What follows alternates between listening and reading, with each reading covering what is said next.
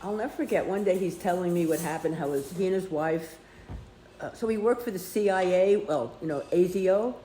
So they're just like America. They do all these illegal things in, other countries. They think they're better than we are, than other people are. So he told me, but I really don't know if I could believe him or not. He told me, that he had to, they were in Vietnam. So, North Vietnam were the bad guys. So if any North Vietnam guy was in South Vietnam, like a government thing, they would kill them. They would try to kill them. And the Australian government would send these guys. And I said, so how did you kill them? So he said, we would literally, like they'd be walking, they'd have bodyguards or something, but you'd walk behind them and they had these poison darts, that you couldn't even see it. And they were just like yeah, they'd stick them in the back. And then you just keep walking. And I thought, is this guy just like saw a movie or wrote, later when I knew that guy, Fred, who had been in ASIO, he said, oh, that sounds like bullshit to me. Oh, his job was even worse. His job was to break up marriages between Australian men and Japanese women in Japan. What? They didn't want them they didn't want them marrying Japanese women. So his job, and I said, you did it? He said, that was my job. They had to find out things about the family of the Japanese and try to tell him. I mean, it didn't work. Some guys, they loved her, and then they're taking her back to Australia. Yeah, that was it. That's not everything ASIO does, but it's just like America. It's just all the shit that they do. So he tells me his name is John F. Kennedy, but he said it's not Fitzgerald. It's Fred, right? Oh, incredible. Oh, thanks. That's good. No, I'll have milk. I'll get it after. You sure? You can put that back. Oh, my drink. Yeah, I don't know where it is. Oh, I left it downstairs. Because I gave them oh, now they're going to want to come back. They have to stay out for a while and eat. And then they can come.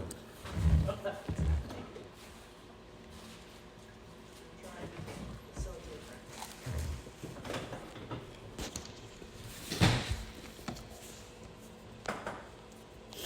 Yeah, no, I remember. Yeah, because he was writing me, and then he said, "You got it. You're in Australia now."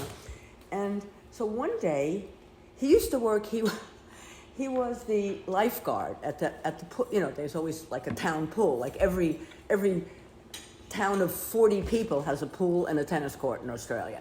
So it's so funny. Yeah, they do. Like in the middle of nowhere. And every farm has what are those things you jump on? The kids jump. Trampoline. Yeah, and we always had accidents with that. But it's because these kids really. So like Menindee would have a town pool? No, Menindee did not. Birdsville? Yes, I'm sure Birdsville had a pool somewhere. No, I'm sure they did. I like the. What do you call those things again? Trampoline. Trampolines. I like the ones like the schools. They had them in every school too. They're in the ground. That's so much safer because we were always having kids who fell off, and they were careful. And I used to say, why does every farm have one? They said, well, these kids are by themselves. They have nothing, So everybody had a trampoline. I sort of like it, but I'm terrified. I would never try to do a somersault, but I used to like to jump a little. So he was the lifeguard at the pool. And he was a house painter too, so he did whatever he could. And he was this really nice guy, and he was always doing favors for people that he didn't get paid for. So one day when he's gone out of his house, I went to his desk to get a pen. And in his desk, in the back, I see his passport. I just I'll just look at his passport. And I look at his passport. And I had a funny suspicion. John F. Kennedy, it's sort of, he could be. Kennedy's a very popular name, and John's a popular name. I'm sure there's a zillion John Kennedys. But, John F. Kennedy, and he said, Fred. Oh, I said, what does the F stand for? He said, Fred. So I opened his passport. And I think he lies about things. And it says, this is his real name. And when he came home, I felt like saying, you idiot, this is even better than Fitzgerald. I can't believe you wouldn't tell me the real one because it's so amazing. His name was John Albert Oswald Kennedy. Oh my gosh. Like, what is it? You know, so I said, Oswald killed him? Like, your name is Oswald. That's even more amazing. It's like, what did you lie about Fred? So that was so funny. And then I just remember he was telling, he told me the story how his wife, they rode their horses up and I said, how did you end up Crazy story. in Cooktown? What? That's a crazy story. It is. It's a long ass. Well, they walked. I mean, No, they ride. They You have really to ride? stop. Yeah, so you're riding in the country, but a lot of horses, just like police horses, get used to being around traffic pretty well. But I mean, you don't have to be in a city when you go up. We Yeah, never of course. were in a city. We just stayed. We used to camp out on like people's properties. That's how I got that other job, because we camped out on this guy and then his truck wouldn't start. And it was night when we got there. We just saw this like place that we could go. There was no gate, so we just went in and we put out our sleeping bags. Who and was it- the we? You and Arthur? No, me and John. Oh, you and Miss he was John. taking me from my job that I didn't have to be in anymore, and I didn't have to. Oh no, this is when I first got there, and I hadn't taken the Tamworth job yet. I didn't have to. I said, I'll take the job in March, and it was only February or something. So I said, well, done. And John said, I want you to visit. So I went up there, and in the morning his car wouldn't start. It's cold in the morning, even in Australia, in February. But no, this was much later. So I think it was winter. So the days are hot, but the nights are cold. So he got up and he said, I think we're on somebody's property. But I mean, I didn't feel bad because we didn't open any gates or anything. We were just on a, and he sort of walks off to find like where we are. And he comes back with the owner of the property. He's this old guy, with his Arthur hat, like Arthur's age, about like that. And he said, oh yeah, I'll help you start your truck, your unregistered truck. And he said, and come to the house and have breakfast with us. That's how Australia is, especially out in the country. They're just so friendly. So we go for breakfast, and he's talking, and he says, he had horses too. He had like 20 horses, certain breed, not a kind of breed that I think are beautiful, but Appaloosas, because they don't have nice tails in Maine. They have like real stringy, short. They're still. But they're the ones with spots. They have spots on them, but all different kind of weird. Yeah. So his wife used to have a riding school, but she hadn't had it for a while, and so they're just they're just in a field. Of course, I would be terrified to ride them because they haven't been ridden in God knows how long. But I said, oh, you have horses and everything, and I said, oh, I'd love to get a job like on a farm, because I'm not working anymore. So he said, you want to work here? You could come here anytime and work. And also I was thinking, I'm getting away from John because he is too, he's not crazy, but there was just certain things. Like when, so anyway, we stayed there and then we continued on our journey, but I remembered what that guy said. Oh, and I took his name and his and wife's name and, and his address. And he said, yeah, of course. And then he said, my brother and I, we go up to Cooktown fishing. Because it's right on the ocean, but there's lots of rivers filled with crocodiles, or that was my crocodile time, where you see them in the water with just the eyes sticking up, and you're on a walking bridge with no sides. You just walk your bike across this little thing. I thought, oh my God, but that's so scary. You see it's like Jaws. That's the scariest part of that movie, was not the shark, which looked fake to me, but, the girl on her surfboard, and then she just disappears. Yeah, that's the bad part. So that's what I thought. I'd see these crocodiles, and you'd see their eyes right over the water, and then they just go down. It was so terrifying. And John took me to a place, and he said, no, they're not here, because there's rushing water. They don't it was like little waterfalls. And he said, no, the water's too cold. They were there, somebody told me. Ugh, all these idiot tourists that get True taken. crime. Yeah, no, Could've been pushed we used in. to see them. Even that farmer that I ended up working for, he said, they come here and they jump, there's a sign in the water that says, beware crocodiles. So they go in the water next to the sign to take a picture. I mean, he said, geez. there were so many stories. Every Australian knows every crocodile taker. One was a gorgeous model. But she really didn't want to be there. She sort of followed them. They were on this little island, and she really was terrified. And she said, I don't even want to try swimming back. And they said, oh, it's nothing, and she got taken. And she was sort of a This well-known... model? This model. Wow. And people knew her because she was in magazines in Australia. Oh, that's terrible. And then what's bad is, I guess, is that... and then sometimes people in Cooktown, they used to happen, they have parties and everybody drinks like crazy. And then they're drunk and then they go swimming, right? And Somebody doesn't come back. some woman got taken and her husband went berserk and was like killing crocodiles. And see, that's the whole thing. It's sort of like sharks. That's their home. Right. You can have it. I don't need to be in your home. You don't come in mine, I'm not going in yours, kind of thing. And Jess has got alligators next to where she lives.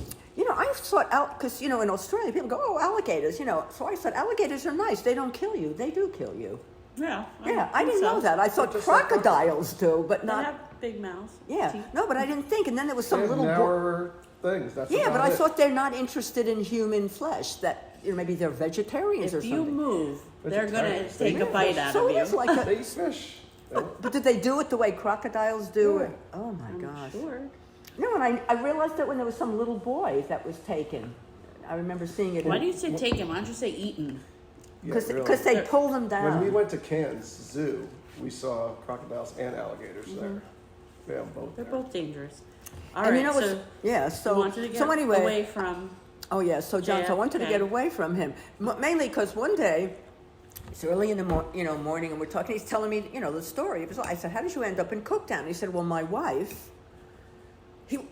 wife's parents retired to Cooktown. They had this really nice house, and we occasionally visited them." And he said, "Yeah, I wanted to get out of the city." Oh, his other job besides, I said, "How did you get in that, the CIA or the AZO?" And he said he was a champion skater. Not not those Ice kind of skating. skates. Roller the ones that go skates? around, Roller skating? no, ice skating. They do have it in Australia. Speed skating. Oh, He was a speed speed skater. Right. He was a speed skater. So I looked. No, and then he told me he played rugby. This guy, he was that wiry kind of skin, but he was little. I don't think he was as tall as me. And very tan with long black hair. I mean, he was Boogie looks like a male model compared. He had no teeth. He'd lost a lot of teeth. I was I was trying to save this Aboriginal woman who was getting beaten up by these white guys, which I'm sure was happening. And he said, and they, I saved her, but they knocked my teeth out. Of course, he had no money to, go to a dentist or anything, not much money. And so he said that's how. He said he came from a broken family, and his father was a captain on a ship, and he hardly ever saw him. His mother was dead, I think. And he said that's where ASIO gets their guys. He said they go to, like athletes, they want fit guys. And he said they like guys who come from crappy families who, Yeah, need something. yeah, they don't have any family they're worried about, And he said, so I was in Vietnam and I did all this. And, but, all these stories. And then, he only lied about the Fitzgerald. But so one day he said he came, so he would work away. He used to go out on those boats that, collect oysters. I don't know if it's oysters there. Here it's oysters. They have boats that go out.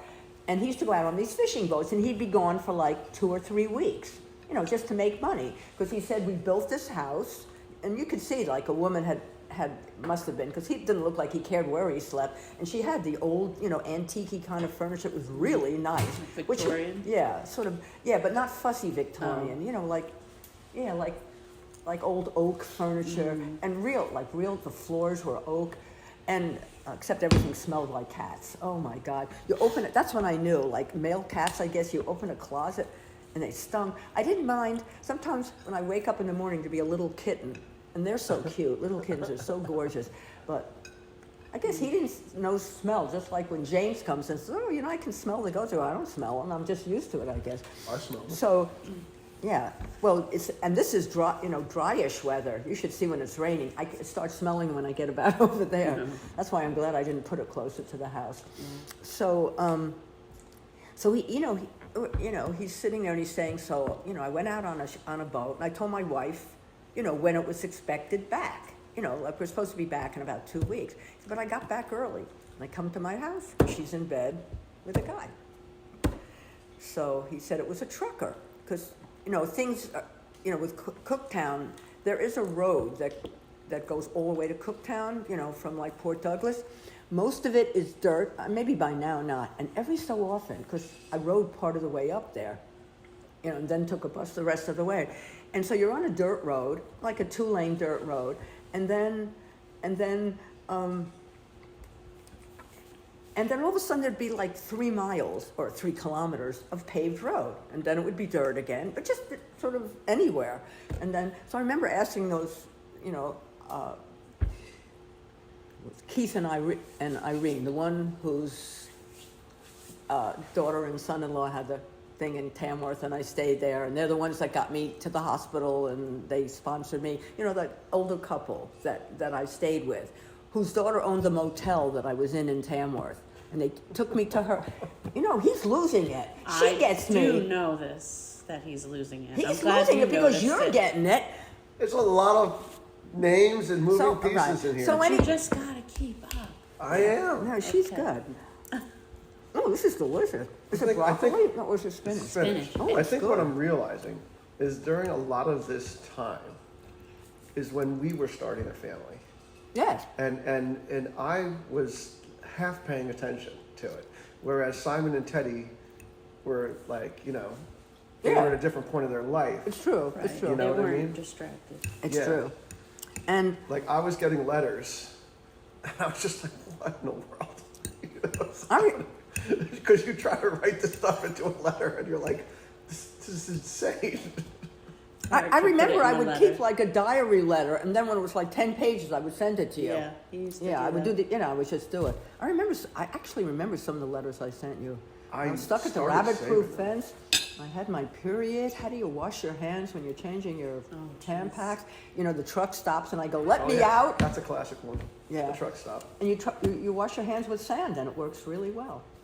Oh, I had nothing else. I was like, and I didn't even care that he had his headlights on so I could see where I was going. I go, he's going to see me, you know, changing my Tampax and peeing. But I didn't even care. It's like you get desperate, you know, you don't care. That is So- desperate. so Washing anyway- your hands with sand. So he comes home and he finds his wife in bed with a trucker, who I think John would have known because the same people drive their trucks up and back. Oh, and those paved roads part, I forgot to tell you on that tangent, that was for Queen Elizabeth when she visited Australia, and they helicoptered her to various places, you know, up in the bush, you know, to show her the outback. And Yes. God forbid she would land on dirt. So most country people just laugh about this, laugh about the Queen. But older people really love her. They loved her mother more, the one who lived to 100. Yeah. And I know that as soon as people who were in their 60s when I lived there are dead, it will become a republic, and they will not want to be part of the Commonwealth. It's older people. It's like the Queen. She's wonderful.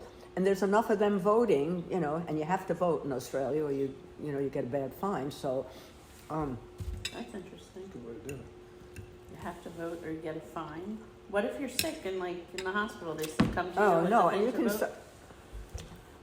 like I didn't vote once, and they fined me. So the first fine's $30. So I wrote a big long letter, and I used to say things like, "Well, there's some citizens in your country that don't vote, and they don't get fined. Aboriginals, you think they go vote? They don't give a shit. Right. So they don't get fined, but I get fined, right? So I said I had 3 different jobs, and I was like working as a nurse there, and then I I was teaching French, and then I would do my little job at the nursing home, and then I would pack, this is after I bought the house, you know, so, and then I would pack, grocery shelves at the supermarket. So I said, so I was probably sleeping. Of course, I really didn't want to bother voting. I didn't care. I just like here, it's a democracy. I don't have to worry about things. Who's ever in, it's going to be the same. I know, I'm terrible. Your son was so horrified. I always remember when I said that to him. All right, go back to the part where he probably He knew the found- trucker. Yeah, the trucker. So he said, I find him in bed, with my wife. And so, well, that broke up their marriage. So he kicked her out. They had built that house. And she went and lived with her parents, who lived in town too. So he said, and I took care of the trucker. So I say, what do you mean? He said, I just had somebody, I mean, he didn't kill him, but he said, he just had him push off the road. And I know people everywhere, and they just, they came along, and so then, we were like sitting on the couch or lying on the couch like together, just hanging out. And I got really sort of scared, but I didn't want to show that I'm scared. And I said, oh, that's great. So now if you get mad at me and I'm riding my bike, you're going to push me off. And he goes, I would never do that. And I thought, I got to get out of here. And that's when I did. Probably a good decision. But he would call me at every job, somehow find out. Like the first time I got the job, like maybe it was Birdsville. And he was, writing me. So I said, yeah, I'm going to be up in Birdsville. He doesn't have to have the number. You just, Birdsville Clinic. That's it. Do you know that I was in the Birdsville Clinic? I was standing outside the Birdsville Hotel. I don't know. I was just happened to be standing and this trucker comes up. These huge trucks come because it's nothing around it. So, that's where they come. And they would just, say, hello, how you doing, or something like that. And you know what? It would end up, they'd know who I was. This is the most amazing thing. So this particular trucker comes up and he says, oh, aren't you this American, he could see my American accent, Yank, aren't you that Yank that was a nurse in Menindee? This is later, much later. There's like 5 towns. This is 1,100 miles, Here's Australia, Joe. Here's Menindee. Here's Birdsville. Here's Broken Hill. Like they're in the middle of nowhere. Right. So he says, aren't you the Yank that was a nurse in Menindee? And I just looked at him, I said, how would you know that? He said, my aunt, you took care of my aunt. And he tells me who it was. And in Menindee, there were 2 main families. And the head of the family was, this woman was the head of the whites, and this woman was the head of the Aboriginals. But there was only one pure Aboriginal who, that's what they always said. He's the pure Aboriginal. He really didn't even speak English. He was very dark. Everyone else is mixed. Yeah. Some Aboriginals, they look Irish to me. But if you can prove you are, like 1/100th, you get all the benefits of being an Aboriginal, and they get lots of benefits. Mm-hmm. So there's a lot of, there's a lot of mixed marriages. Or they're not even married, as long as you're living with them. So his mother was very nice. She was, she just had all these typical, it's so funny, she's probably younger than I am now, but to me she had the typical problems that all the elderly people have there. So he said, oh no, I knew all about you. You came, you were taking care of my mother's sore in her leg and everything like that. Yeah, because they don't see too many Americans. I would say you have a pretty interesting, story. So when people met you, they would share what they learned about you. I wouldn't have. Yeah, but you would have been speaking. No, she would have said, oh, the nurse. They love the nurses in Menindee. We were like heroines. You're saving the day. Yeah, because we always come out and. Yeah. And in particular, the younger people, like in their 30s and 40s, they would say, oh, it's so great to talk to you. All the old ones are battle axes. And you should see some of the nurses, the old typical, not the flying doctor nurses, because they're, really good and young, and they're not big, old ladies, literally, and they wear stockings and, their, uniforms. I'd go out in my bike shorts, ride my bike out. But she said it wasn't just that. It was the way they treat you like you're like 4 years old. She said, you're like a regular person. And I was with Kate, who was 23, and Leah, I don't know, she was probably 30. But, yeah, so I don't know what happened to John Kennedy. I wonder if he's dead. He was younger than me. Like he was in his early 40s. It would be hard to find him, I would think. Yeah. I don't know. John Oswald. That was the funniest. John Albert Oswald. Yeah, but he probably doesn't have much of like you, he probably doesn't have much of a footprint that you could find on the internet. I remember, the way, like when I watch these French things, there's so, what was France had? Used to have like 50 million for a pretty small country. Mm-hmm. But it's not just that. There's 8,000. You look, in the back of the, I have the road atlas of France, and there's 6 million villages and towns. Some of them only have like 100 people in them, but they, they're a town with, old buildings and everything like that. Honest to God, there's 3 pages of ones that just start with Saint, something. in Australia, there's not that many towns. Everybody knows every town. And it came to me, Well, you think about it, 50 million people in France. There's only 15 million people in all I think freaking it's more Australia. now, maybe Yeah, maybe 18. 20. yeah. So, because I remember, you know what brings it up to me is, I'm sure, yeah, was I married or was I a kid? No, do you remember a little girl that fell down a well in Texas? Mm-hmm. And for 3 days they were trying to get her out? Right. Right, so I remember when it happened, everybody was sort of watching television and everything, and they gave the name of the town in Texas. And it was a town of about 20,000. Never heard of it. And I thought, in Australia, a town of 20,000 is a city. Yeah. And everyone has That'd heard probably of be the it. 10th largest Yeah. thing in Well, Australia. in Western Australia, not in New South Wales, there you have like some 60,000, you know, like in between. In Western Australia, there was Perth at 1 million. I think it's 1.5 million now. It was 1 million. The next largest Could've been towns were Bunbury. 3, was Bunbury, Kalgoorlie, and Albany at 25,000 at the time. Right. There's nothing in Yeah. between. So everyone knows, although I used to say everyone knows, but you know what? We'd be in Bunbury and somebody would say, oh, where do you live? You know, like, because like we'd be there, Arthur with his hat, and she'd say, oh, where do you live? You know, she'd hear my accent. I said, oh, we live in Balingup. She'd go, oh, Balingup? You know, 70 Ks away. She doesn't know it. So that was weird. But she's a city person, but maybe country people, they know every town. Well, she wouldn't know Balingup, but she'd know that other place does. Oh, Right. so how did I get to Menindee? So I'm in Tamworth, and I'm riding my bike one day, out.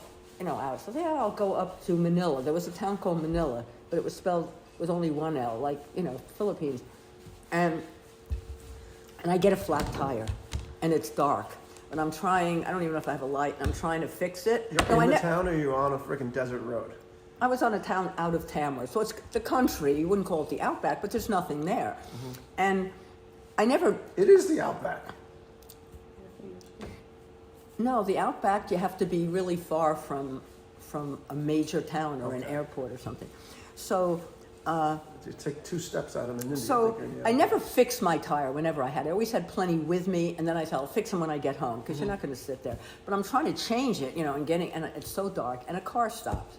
See, that's the other thing. You're out there alone. So this car stops, and the guy says, can I help you with anything? No, I had a flat tire. And he said, and he's going towards Manila. So I must have been on my way back, because I wouldn't be riding normally, when it's getting dark.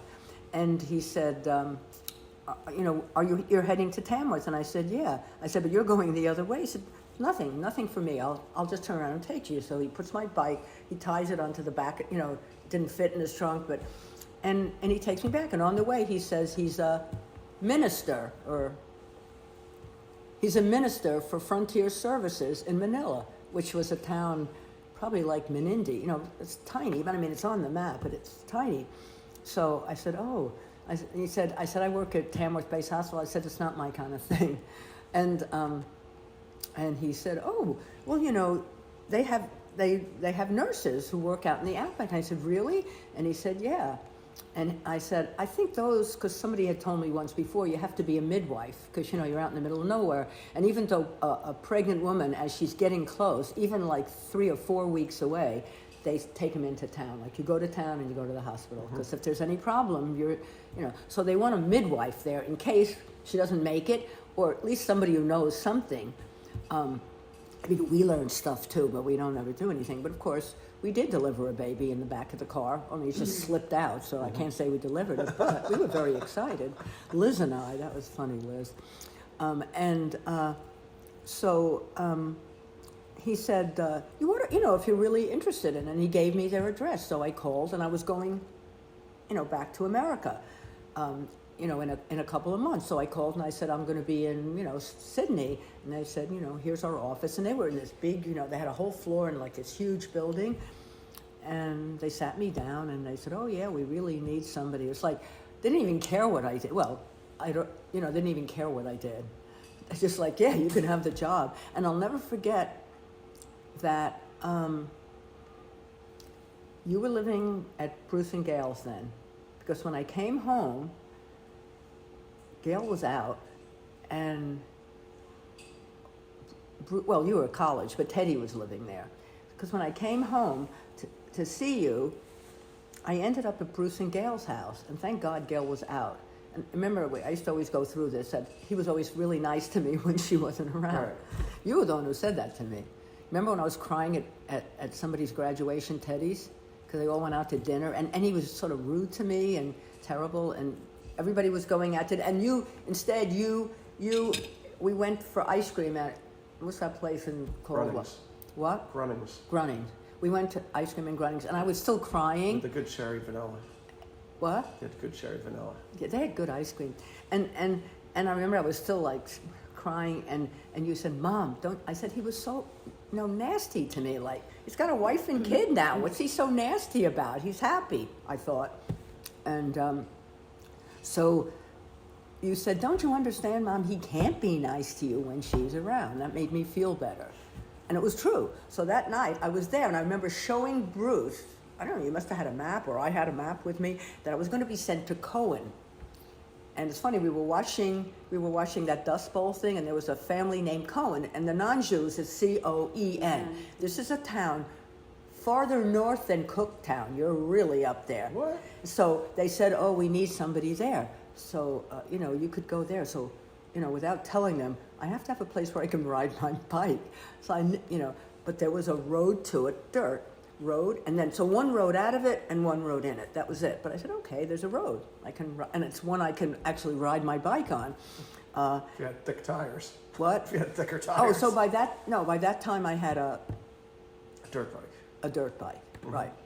So by the time I moved there, I had a dirt bike because I bought my first mountain bike in San Francisco. So it was only my first trip, like to Florida and everything, that I had that bike. Mm-hmm. And then after that, and I went to Australia the first time with a racing bike, but then after that I had the other one. And so I was sort of excited, and I was showing Bruce, and he was, he was really nice, and he was interested. And I don't know where she was, but she wasn't home. And then I come back to Australia, and they tell me, oh, we need somebody to work in Menindee. And I think I was staying with George and his family then, like on my way out or something. And I'm showing George, oh, it's Menindee. I'd never heard of it. And when I looked on the map, I went, much better. There's more roads, like dirt roads, but there was. You're in a fucking desert in the middle. So 120 the degree desert. paved road ended in Menindee, but then you had a dirt road, which I once took when I had a few days off, and it goes down into Victoria, Towards Victoria. Yeah, no, yeah. Yeah, And then you eventually. cross the river, when you're in Wentworth is on the New South Wales side, then you cross the bridge and you're in Mildura, which is, I once, years before, had picked grapes there. So, so I got down there. It took me 2 days. And that was just a dirt road. But I mean, it was okay, but it was just a dirt road with nothing. There was one town halfway down, so I looked and said, oh, can I stay there? And if they have a pub, you can always sleep at a pub. But they didn't, their pub wasn't open or something, but they had a trailer park. So I stayed in a trailer halfway there, and then I rode down. And so I thought, oh, I'd rather go to Menindee. And, the weather, up in Cone and Cooktown, it's tropical and, it's hot as hell. Oh, yeah. It's actually not hot. The temperature isn't hot. It never gets beyond, like, the equivalent of, like, 85. But it's humid. Yeah. Humid in the summer. And they used to say, oh, when you're up in, when you go to Darwin, if it's winter, it's the same temperature. It is. In Celsius, it's always 30 degrees. It's the most boring temperature because it's always the same, 30 to 33. But it's much drier in the winters. They get the rest of Australia gets all winter rain, and they get summer rain. But I was there when it was winter, and believe me, it's humid as hell too. It was horrible. So I said, oh, Menindee.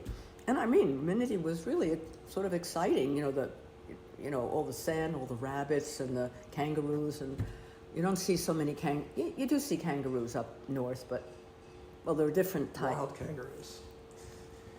So rabbits, but, the rabbits from that Sunburnt Nation book said the rabbits were brought there by the English. English brought all the bad things. Yeah. They brought the rabbits, they brought foxes.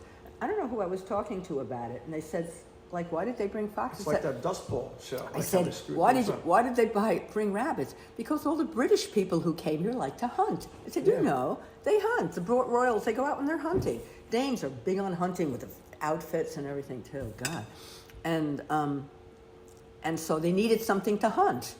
You know, they really wouldn't be allowed to hunt. You can hunt kangaroos, but you have to have a license. You can only do so many. The only people who can hunt whatever they want are Aboriginals, because that was their, that was their land anyway. They also brought, I think it was English, that the sugar cane. The main crop in Queensland on the coast is sugar cane, and they had these. What do you call them? Like bugs or beetles or something that were destroying, every year they had to worry about these beetles.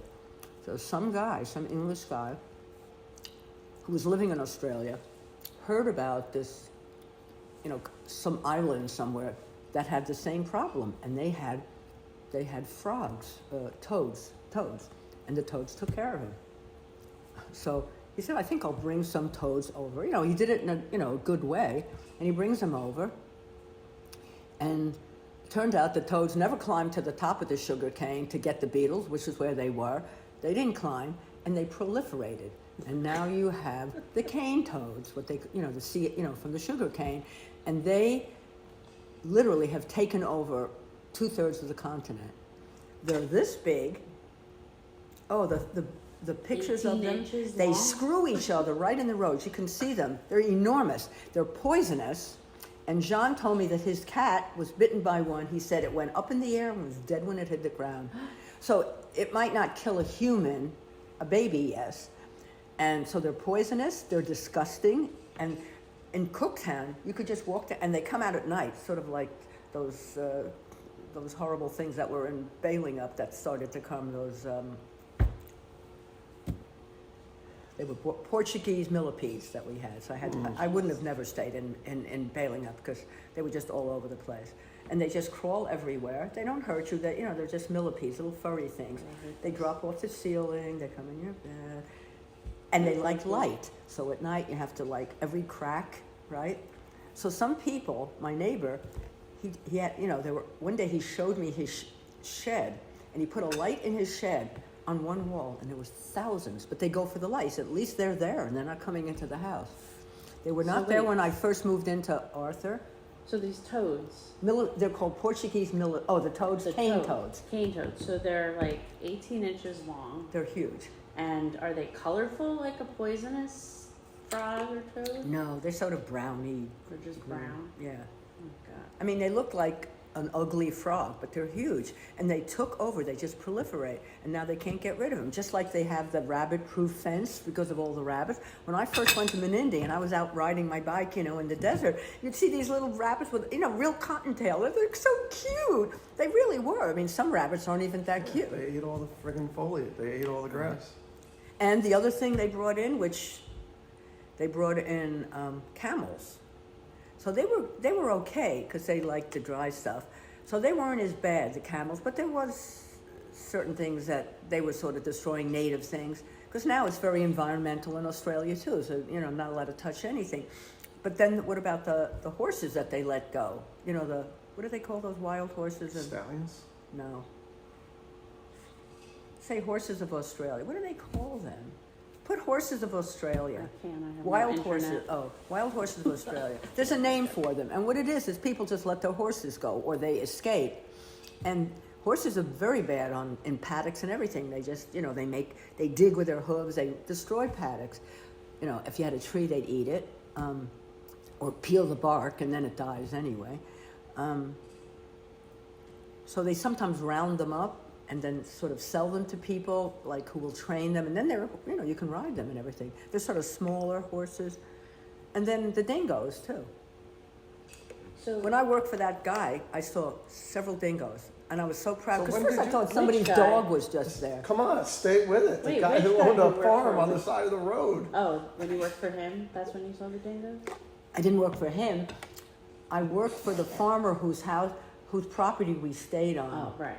That night, when we, Yeah. we were camping. And I Yeah, went back and worked for him. So when you, All right, I have to recap for a second. Make sure I'm on the right tangent. So, There's a video called True Crime Recaps. oh, It's- look at that. I love that one. See? Well, I'm already Yes, in it's a line. recap. It's much shorter, but it's very good. Well, so, okay, so you and JFK stayed at the side of the road. No. We were heading up to Cookstown. Heading up to Cookstown, right? Met this guy. Yeah, this- 'cause So he your couldn't truck start, wouldn't his, couldn't start his truck. all that. So you headed up to Cookstown, and while you were up there, you're like, I gotta ditch JFK, 'cause it's getting a little creepy. I got him, whatever. Right, so I remembered, so I called them and said, I'd like to come and work on your property. So he said, fine. So I didn't ride a tractor, but I rode, he cut his grass with like a ride-on lawnmower. I thought it was great to do that. And I would clean, he had cattle. So, they're just out grazing, but every so often he wants to sell them. So he brings them into yards and feeds them a lot, right? So then they have these feeders that come down out of the chute. And they have troughs, of water. And the troughs get all full of algae. So that was one of my jobs, is to clean the troughs. And I remember he would say to me, how many cattle do I have? How many cows do I have? I go, I don't know, a lot.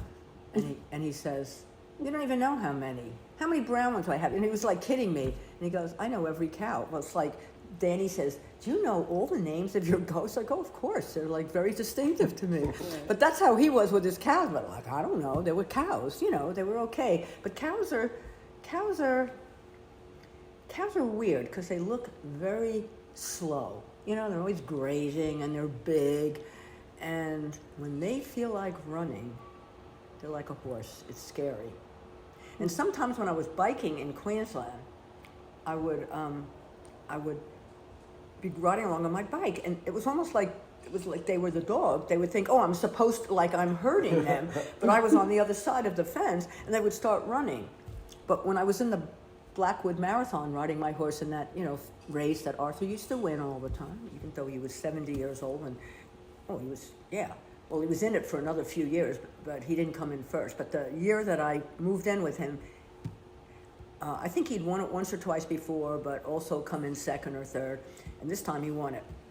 That is $100. When you say he won it, his team won it, or he won? I mean, Well, it's a the team, but he's the horse part of the team. There's a bike, a horse, a boat, I didn't and a know that. runner, right? So Oh, every it's like a team has, crazy triathlon. yeah. So it's called, Blackwood Marathon, and people come from all over Australia to be in it. And it happens to be right, outside Bridgetown.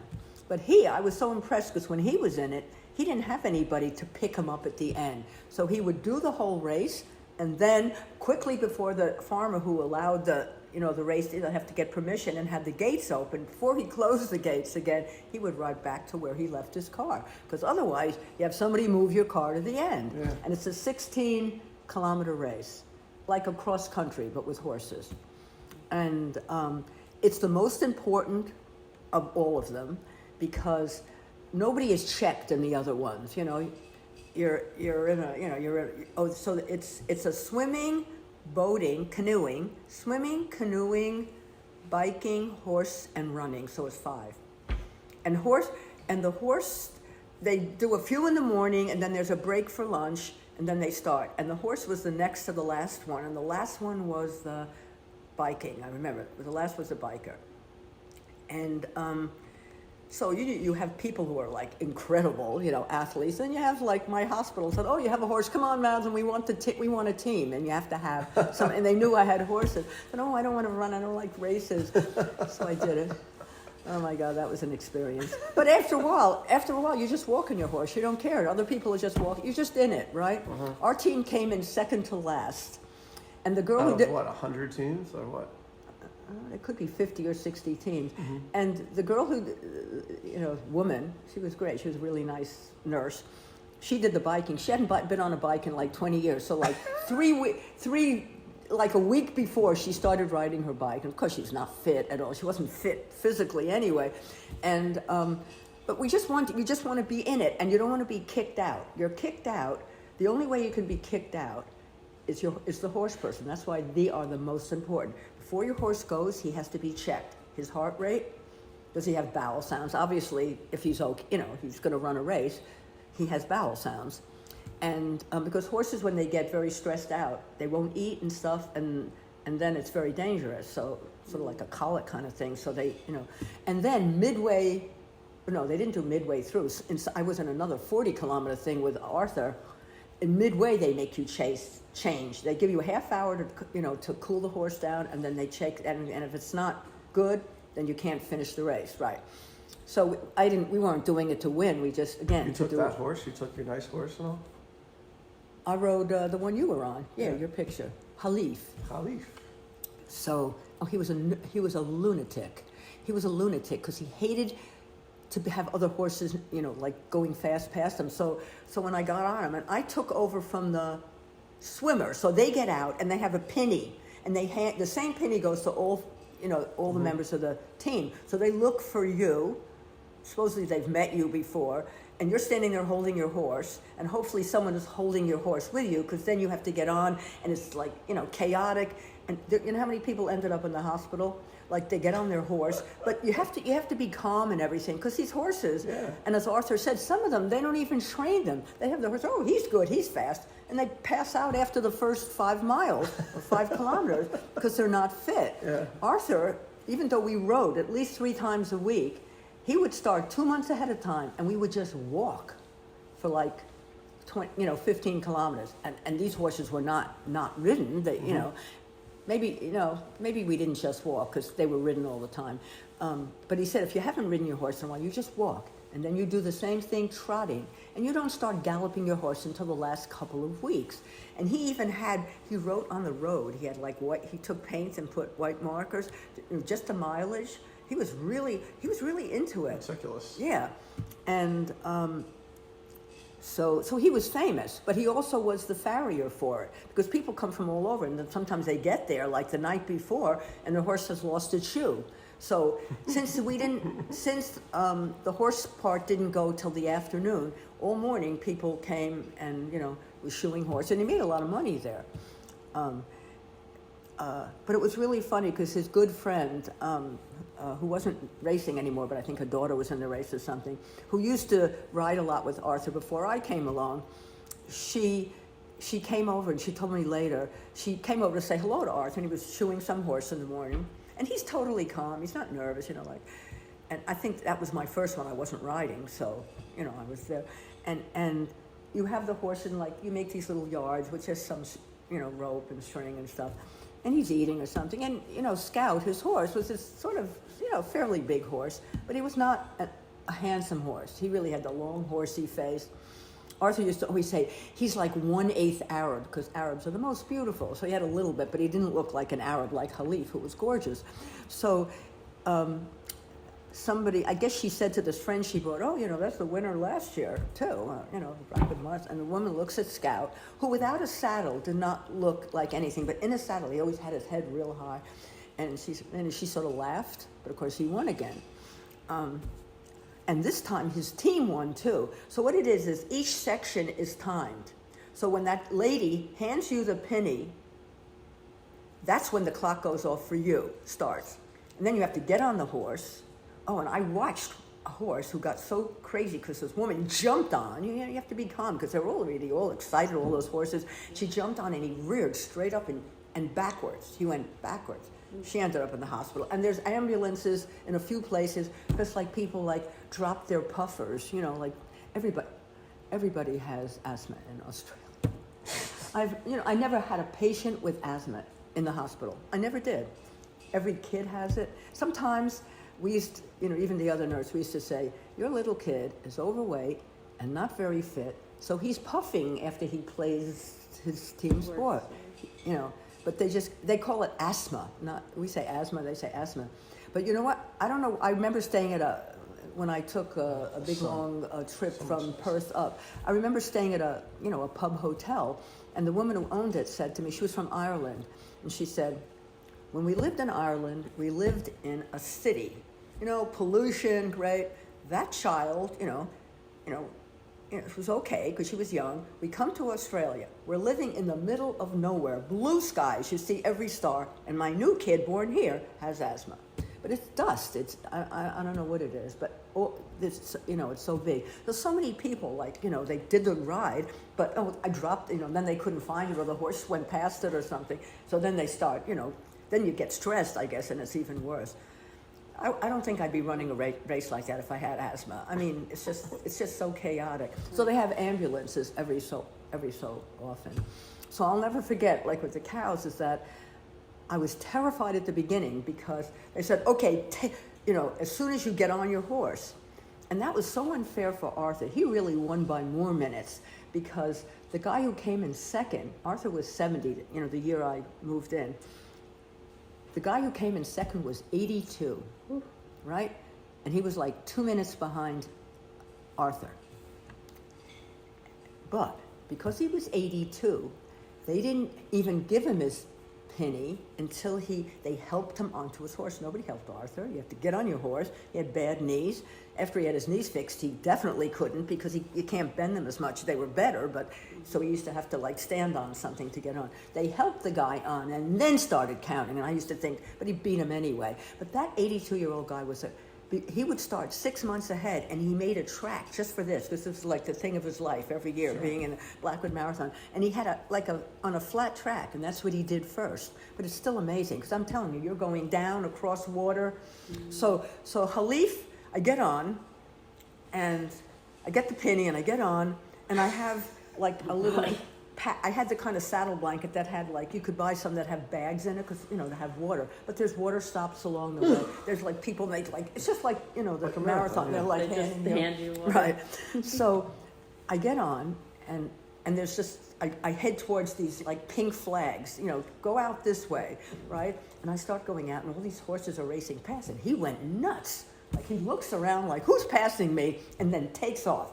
Now, I don't want him taking off at full speed. I want him controlled, because you're going to ride 16 kilometers. Right. So Arthur was pretty much full speed all the time, but he really got his horse up. But, I'd only trained Halif. He's pretty fit, and I don't like when they take off because you have no control. Yeah. It was like, him yesterday. Bruce, right. Yeah, they're not paying attention. You can't stop them.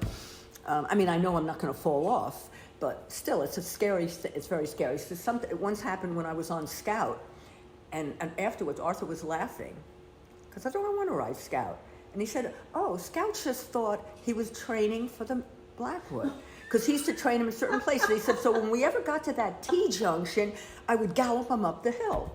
Oh, so, he was pretty good. He was very obedient. And we turned in, to the woods, to the bush, to go home. A route we do all the time, even when I was on my horse. And all of a sudden, he started going fast.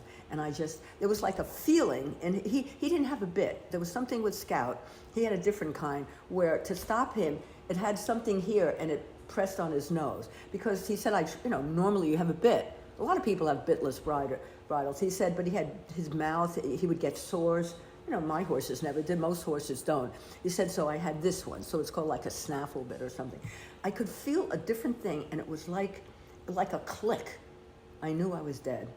It was first we were just slowly cantering, and then I just knew I had no control. So he had a very high head. So his head, is you could whack your nose. He was throwing his head up, and we're going through the woods, right? With tons of trees, you know how it was. And he's going, the little skinny paths, that Arthur probably made. And he's going like this, and I go, all I could think of was Jill Kinmont. I always said that, did you ever, that was a great TV movie, but maybe you were too young. She was an Olympic hopeful for the U.S., and she had an accident right before the Olympics. She was going to be the big shot, and she ended up a paraplegic. She just died, actually. She ended up, being a teacher and a painter. But that was it. So everybody, there's the other side of the mountain, and then there's a part two where they show her as a teacher, played by some actress. So everybody knew Jill Kinmont. And whenever I was on cross-country skis and you had to go down some of the sleep, I used to go, oh my God, I won't be able to stop. I'm going to crash into a tree and end up like Jill Kinmont. So this is how I felt. So Scout's going around. He's going around the trees. But, I'm ducking my head and everything. We get to a T, and we always turned up. And I remember, if he pauses for 1 second, I'll have control. And that's what he did. He got to the T, and he had to pause for a brief second. And I just yanked him so hard. And then the rest of the way, I wouldn't even trot. I just made him walk all the way home. So Arthur was behind me because he was on, you know, like a normal horse. And when we got to the end, I thought, oh, I was so scared, I couldn't stop him. And he just started laughing. He said, oh, he would have stopped farther on because, you know, I didn't gallop right up our driveway, you know, a gallop. But I didn't know. I thought, you know, and it's, you have no control. So this is what Halif was doing. And as he was sort of a little bit like a Riley. As a horse went by, you know, he would try. And you were supposed to, if you had a horse that kicked other horses or anything like that, you had to put a pink ribbon around their tail. Also, if you had a mare that was in season, because some people rode you know, you can ride stallion. Yeah, you had to put a pink ribbon to like avoid them because you're a horse. But of course, it's so ridiculous. The stallion can smell them 20 miles away anyway. So he was just crazy. And by the time I got control of him, I go, I don't give a shit where I come in this race. We're trotting. And I started noticing other people were trotting. Then we were all chatting. Yeah, oh, I hate that big rush and everything. So we were trotting. And then we got to the water stop. I didn't have to go like this. I stopped, thank you very much, I drank. Then he wouldn't go across the water. And Arthur used to say, make him go, you know, whenever we came to water, make him go. And he would say, just, you know, whip him. And I go, I'm not whipping him. I don't believe that. I don't believe you should have to do that, you know, to get a horse across. But once I was going to have to go to work in the afternoon, and I was on my own, and he comes to this sort of wide one. I mean, nothing, ankle deep. And he wouldn't go. But somebody had told me, just keep turning him around in circles, like you know, like turn him this way, and then turn him this way. And believe me, he'll go because he's like this. But I was so mad. That when we got to the other side, I was like screaming, and you shit. But Arthur used to say, because Arthur's horse, you know, were always perfectly trained. So he'd say to me, Madeleine, he's just, you know, playing. And it was true. Because I remember the first time I rode him, we were coming up the driveway, and his horse, you know, trotted, you know, you don't gallop up a driveway, but, you know, when you're going home, because you should be cooling them off, sort of. But, you know, you trot up, and he's like, you know, slowing, and he says, make him move, and I go, he's tired, Arthur, you know, because it was like my first ride, we went out for like 3 hours, and I said, he's really tired. So he looks at me, you know, scornfully, Arthur, and we get up to the top, and we take his saddle off, and you always hosed him, you know, and we hose him, and then you put him in the paddock. So I put him in the paddock, and he goes galloping off, and Arthur looks at me real tired, isn't he, Madeleine? Horses really just know when they can get away with murder, and after that never happened again.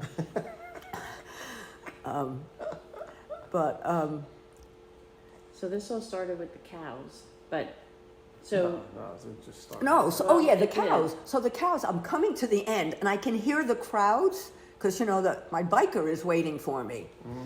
So now I think, I'm going to canter in, look like I've really been riding, you know, because I've been trotting most of the way, walking after that initial gallop. So I start cantering, and it's a slight downhill. You don't ever, you know, gallop down, but it's, you know, just a slight slope, and I canter in. But before I get there, all of a sudden, these cows are just right in front of me, and they're staring at me. And that's what cows do. They, like, stare at you.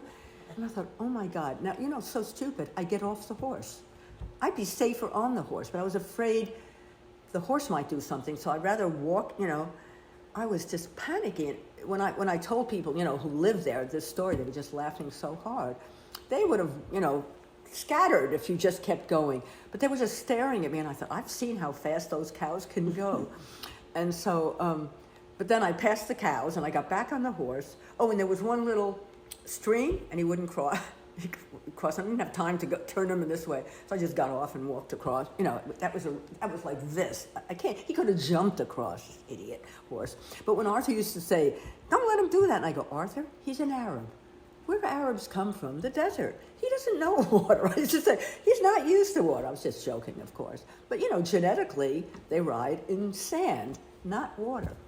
And you know, even when we went to the ocean, I couldn't get him to go into the ocean. We were on this horse trek, but one of the other ladies, he wouldn't even walk in with me.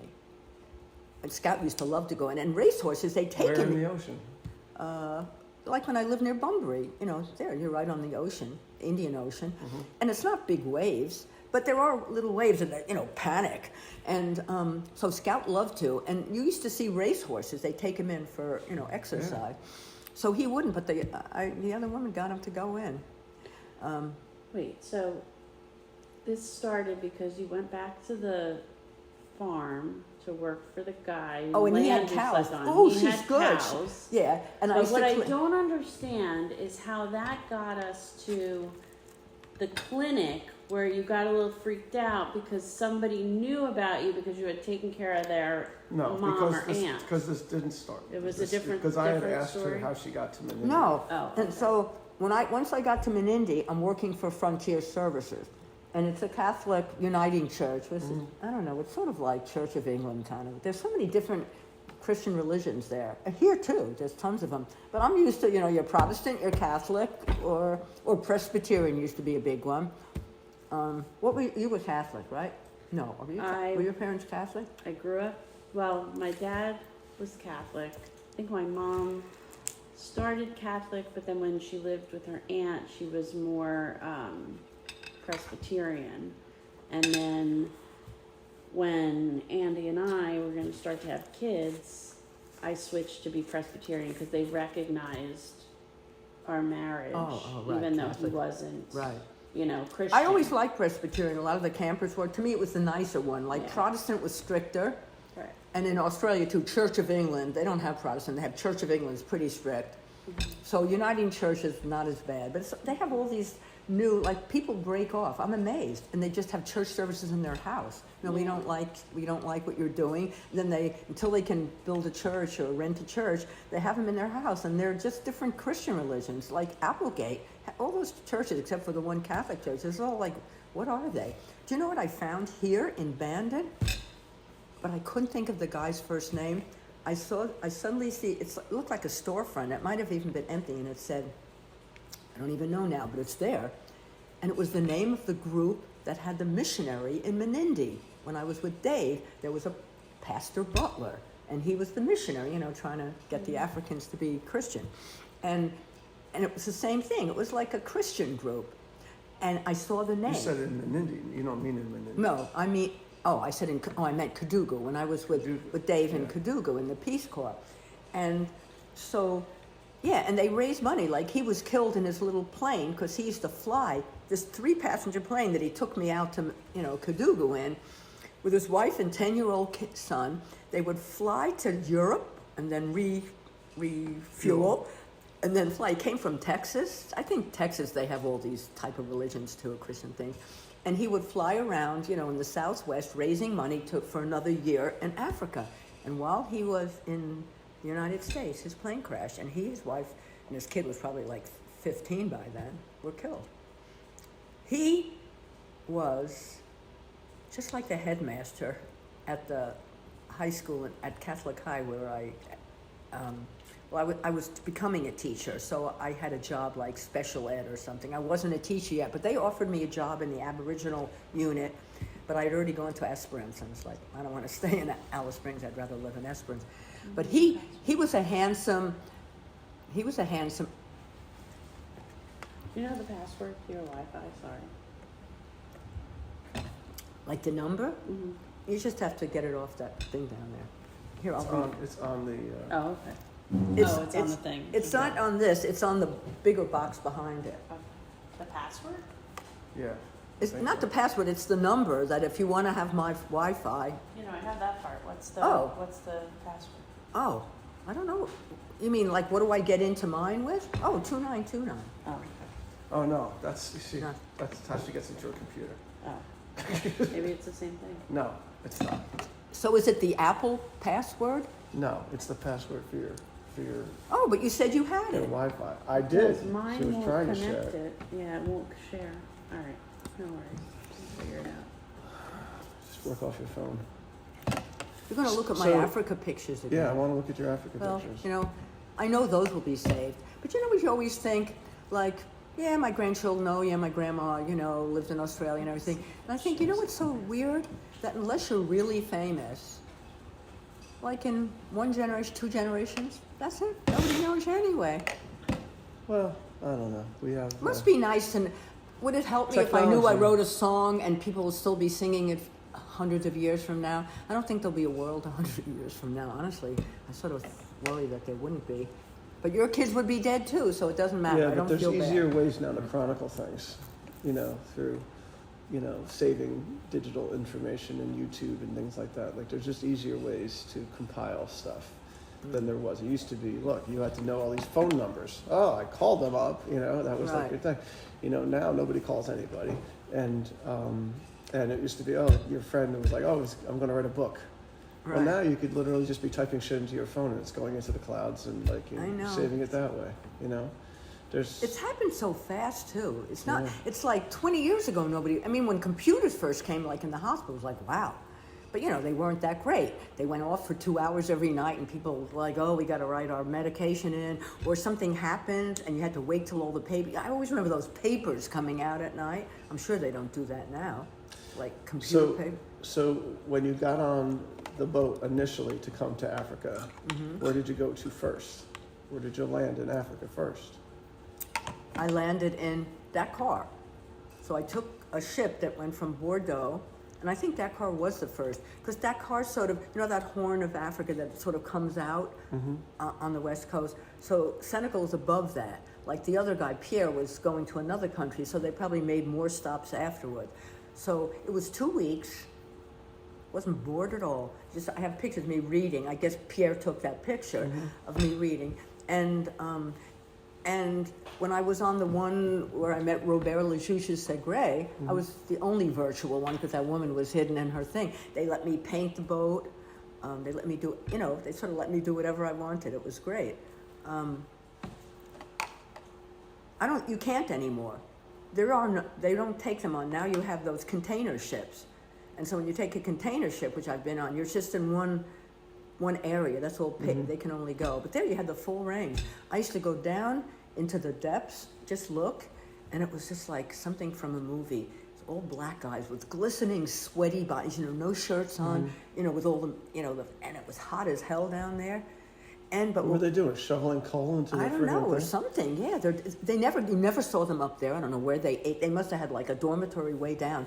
And the interesting thing was, most of those blacks were Muslim, because a lot of Senegal, the big tribe, Wolofs, are Muslim. Because they're close up to North Africa, and I'm sure the Arabs just sort of took over. And so sometimes I never saw them work, except if you went down there. But sometimes if you came up at certain times of the day, they were doing their prayers on the deck. Allah things. Yeah, it was interesting. What year was that when you went to Africa? 64. Like I graduated in May or something, and I went in July. And I was supposed to go with Madge Hackman, my roommate, but she wasn't interested in Africa, but she agreed she'd go to Africa with me if I would go to Israel, because she wanted to work on a kibbutz. So the plan was we go to Africa and we sort of and then we go to Israel. And then like a month before, I think we were still at school, she said, I want to go to Israel first. Let's go to Israel first. So she was sort of intimidating. I really like Madge, but I was always like afraid, sort of a little afraid of her. So, afraid to disagree or something. So I didn't want to, but I remember coming home and saying to my mom, she wants to go to Israel, but I'm afraid something will happen. I'll never get to Africa. I don't really care about it. I don't mind seeing a kibbutz and working on a kibbutz, but I really want to go to Africa. So my mother said, so why are you listening to her? You go to Africa then. So she's the one who's, so then Madge went there and we never met at all. She went to kibbutz, and then she came back and got married. And I remember when I saw her, when I came back from Africa, I went up to Boston. That was the first, except for the time I went with you, that was the only time I'd ever been. I just remember cobblestone streets. That was the thing. And she was very pregnant. So basically, you traveled around Africa mostly by hopping back on boats and then... Yes. The only time not was when I went with the two English guys down to South Africa. Right. And I really at that time wanted to go to the Congo, Yeah, because did you I wanna had go read, into and I wanted to go Africa? down the Congo River like the African Queen kind of thing. But that was when it was the French and Belgian, and French people were being shot, so I don't even think I'd be allowed in, but it would be very dangerous. Because later when I was in Esperance and became a teacher, one of the other French teachers, who went around, but she had a job at a particular school, Catherine. She was a Belgian lady who was married to a Belgian, and they were sent to the Congo. and they lived in the Belgian Congo. Wow. And she said, honestly, we treated everybody, we weren't, because the Belgians were worse than the French. They were really awful to the Africans. Many of them, just treated them like shit. Slaves, yeah. Right. She said, we had wonderful relationships with, anybody who worked for us or anything like that. She said, but let me tell you, when we had to get out, she said, we literally had guns in our necks getting us out of that place. So they got out and they went back to Belgium. She said, when you've lived, her children were born in the Congo. She said, you go back to Belgium, and the one thing you can't stand is the weather. It's freezing. So you're used to, tropical, they've been there for a long time. That's why all those French who live in Algeria, they call them the pieds noirs, the feet black, the black feet, because they love, that if you were brought up there, no matter what the problems are in Algeria, so a lot of them had to leave when Algeria got independent. But of course, Algerians are part of the French thing, and they can live in France. That's why they had all their problems, because there were bombings in France. Right. Yeah. When I went to France that time for the 5 months, there were no garbage bins. There were open cardboard boxes everywhere, because that's where they were putting bombs. So you couldn't have a garbage bin because they're sort of closed, and they were like exploding bombs in them. So, So from Dakar. Oh yeah, so Dakar. So I get to Dakar, and how this was all worked out, I don't know. I would really, and I can't ask Diane. This is one thing she doesn't know, because her memory is fantastic. Dave knew I was coming, because actually it was Bruce. Dave graduated when Bruce graduated. They were in the same year, and they used to be roommates in the dorm first, but then they, went out, and he became a roommate of Bruce Brown. So I knew Dave because everybody knew everybody in Harper, not as friends, but you knew their names, especially the older, because every year the newer classes were bigger, but the older classes were smaller. And of course, he was friends with Bruce, so I knew him. And I remember once Bruce saying, "Oh, Dave's taking Russian. He's having a lot of problems." He was like, "Well," and I said, "Oh, Madeleine's doing great." So I helped him one day, and everybody knew him because he was a total ladies' man. He was little blonde glasses. Believe me, nice looking, but not, nothing. Every girlfriend was 6 feet tall next to him and gorgeous, and he was a total ladies' man. He always had a girlfriend. He was very charming and smart and everything.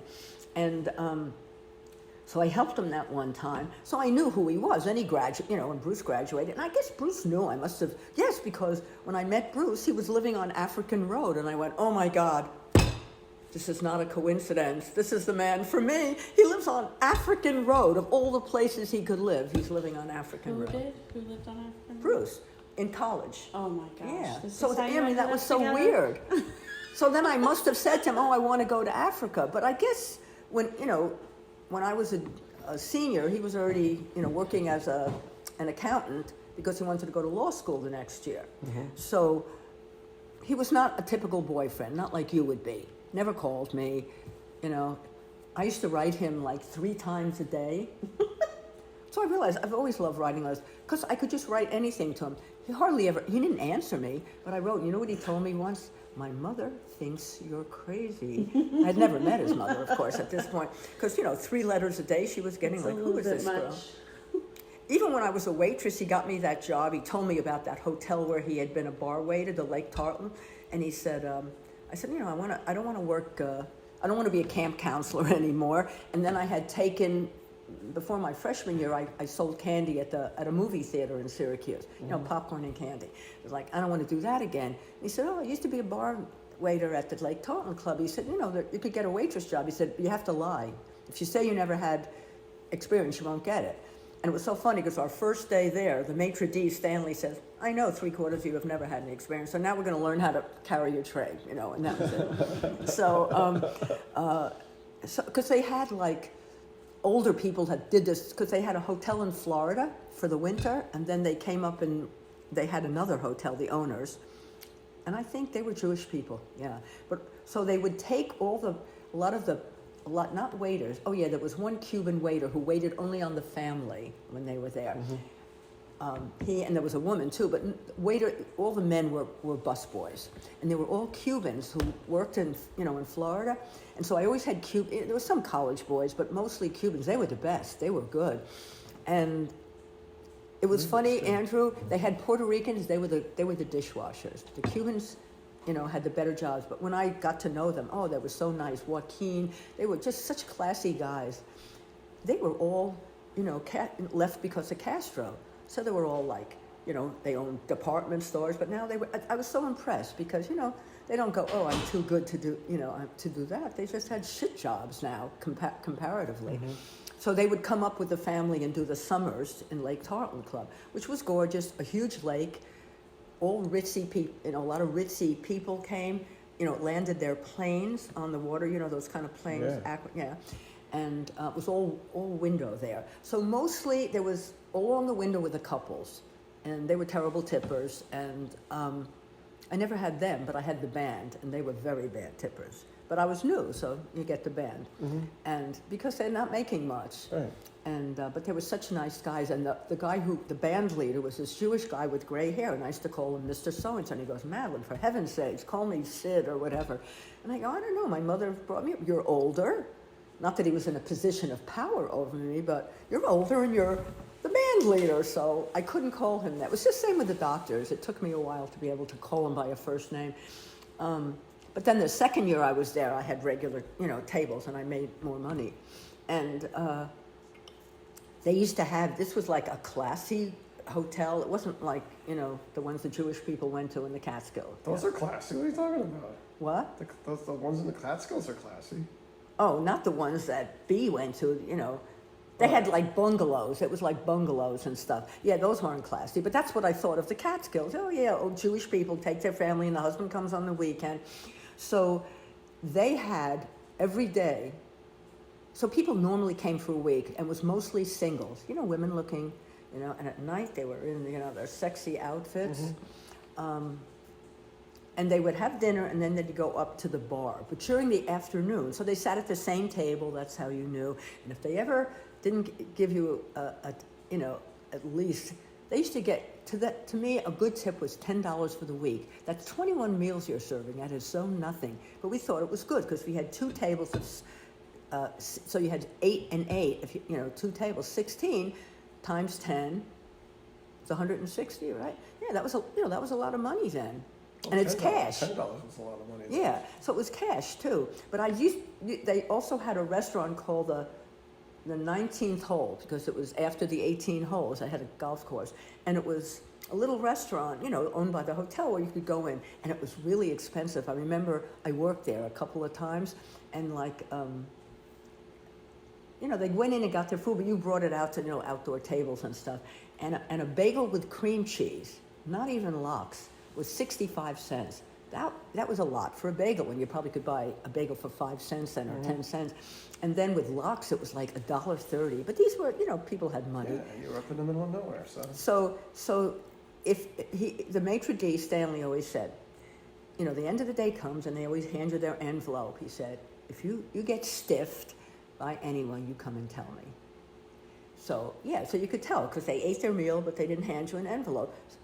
I don't think it ever completely happened to me like, I got a shit tip, like $5 for the week. That was shitty, but, I didn't complain to Stanley. But if I had, he probably would have said something. And he used to just go over. I would watch him do it. He'd say, I think you forgot something here. So he really helped, worked for us. And, but they used to have like speakers come. It was very sort of, like a famous psychologist or an author or an actor. We had Danny Kaye, who was, I think he was fairly old then, but he was still very famous, Danny Kaye. Yeah, so I don't know what they did. So after lunch, they had some kind of, like he gave a talk or something like that. So there was always something educational there. So it was, to me, it was sort of classy.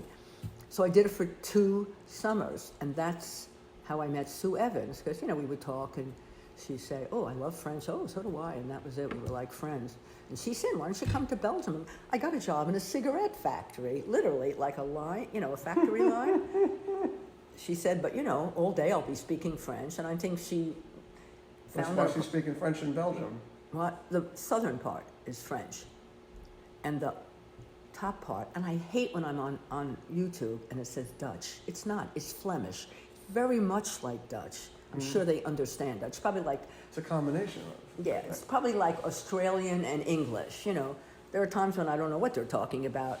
Honestly, I used to go see Australian movies after I'd been there that first time with Kathy, and I used to have to like, what do they mean? He's blah, blah, blah, blah. Because you don't even know what they mean. They're using words, but it doesn't mean anything to an American. And they use it all the time. So, yeah, and so that's when she said that. So I thought, oh, I'm going to Africa, and the plane, all Icelandic planes, they stop in Reykjavik. So I actually have been in Icelandic twice, you know, on the way there and back. And you're just they just drop you off and you're in the store and they're selling those sweaters that even then cost a fortune. Iceland is apparently really expensive. And so I was, and it was cold, even though it was July. I remember it being cold. And then, yeah, and landed in Luxembourg and took a train to Brussels. Brussels, I was looking. I love Google because you could take a shitty little town that has 20 people in France and say the distance from Saint blah blah to Brussels, which is in Belgium. 1 second. Yeah.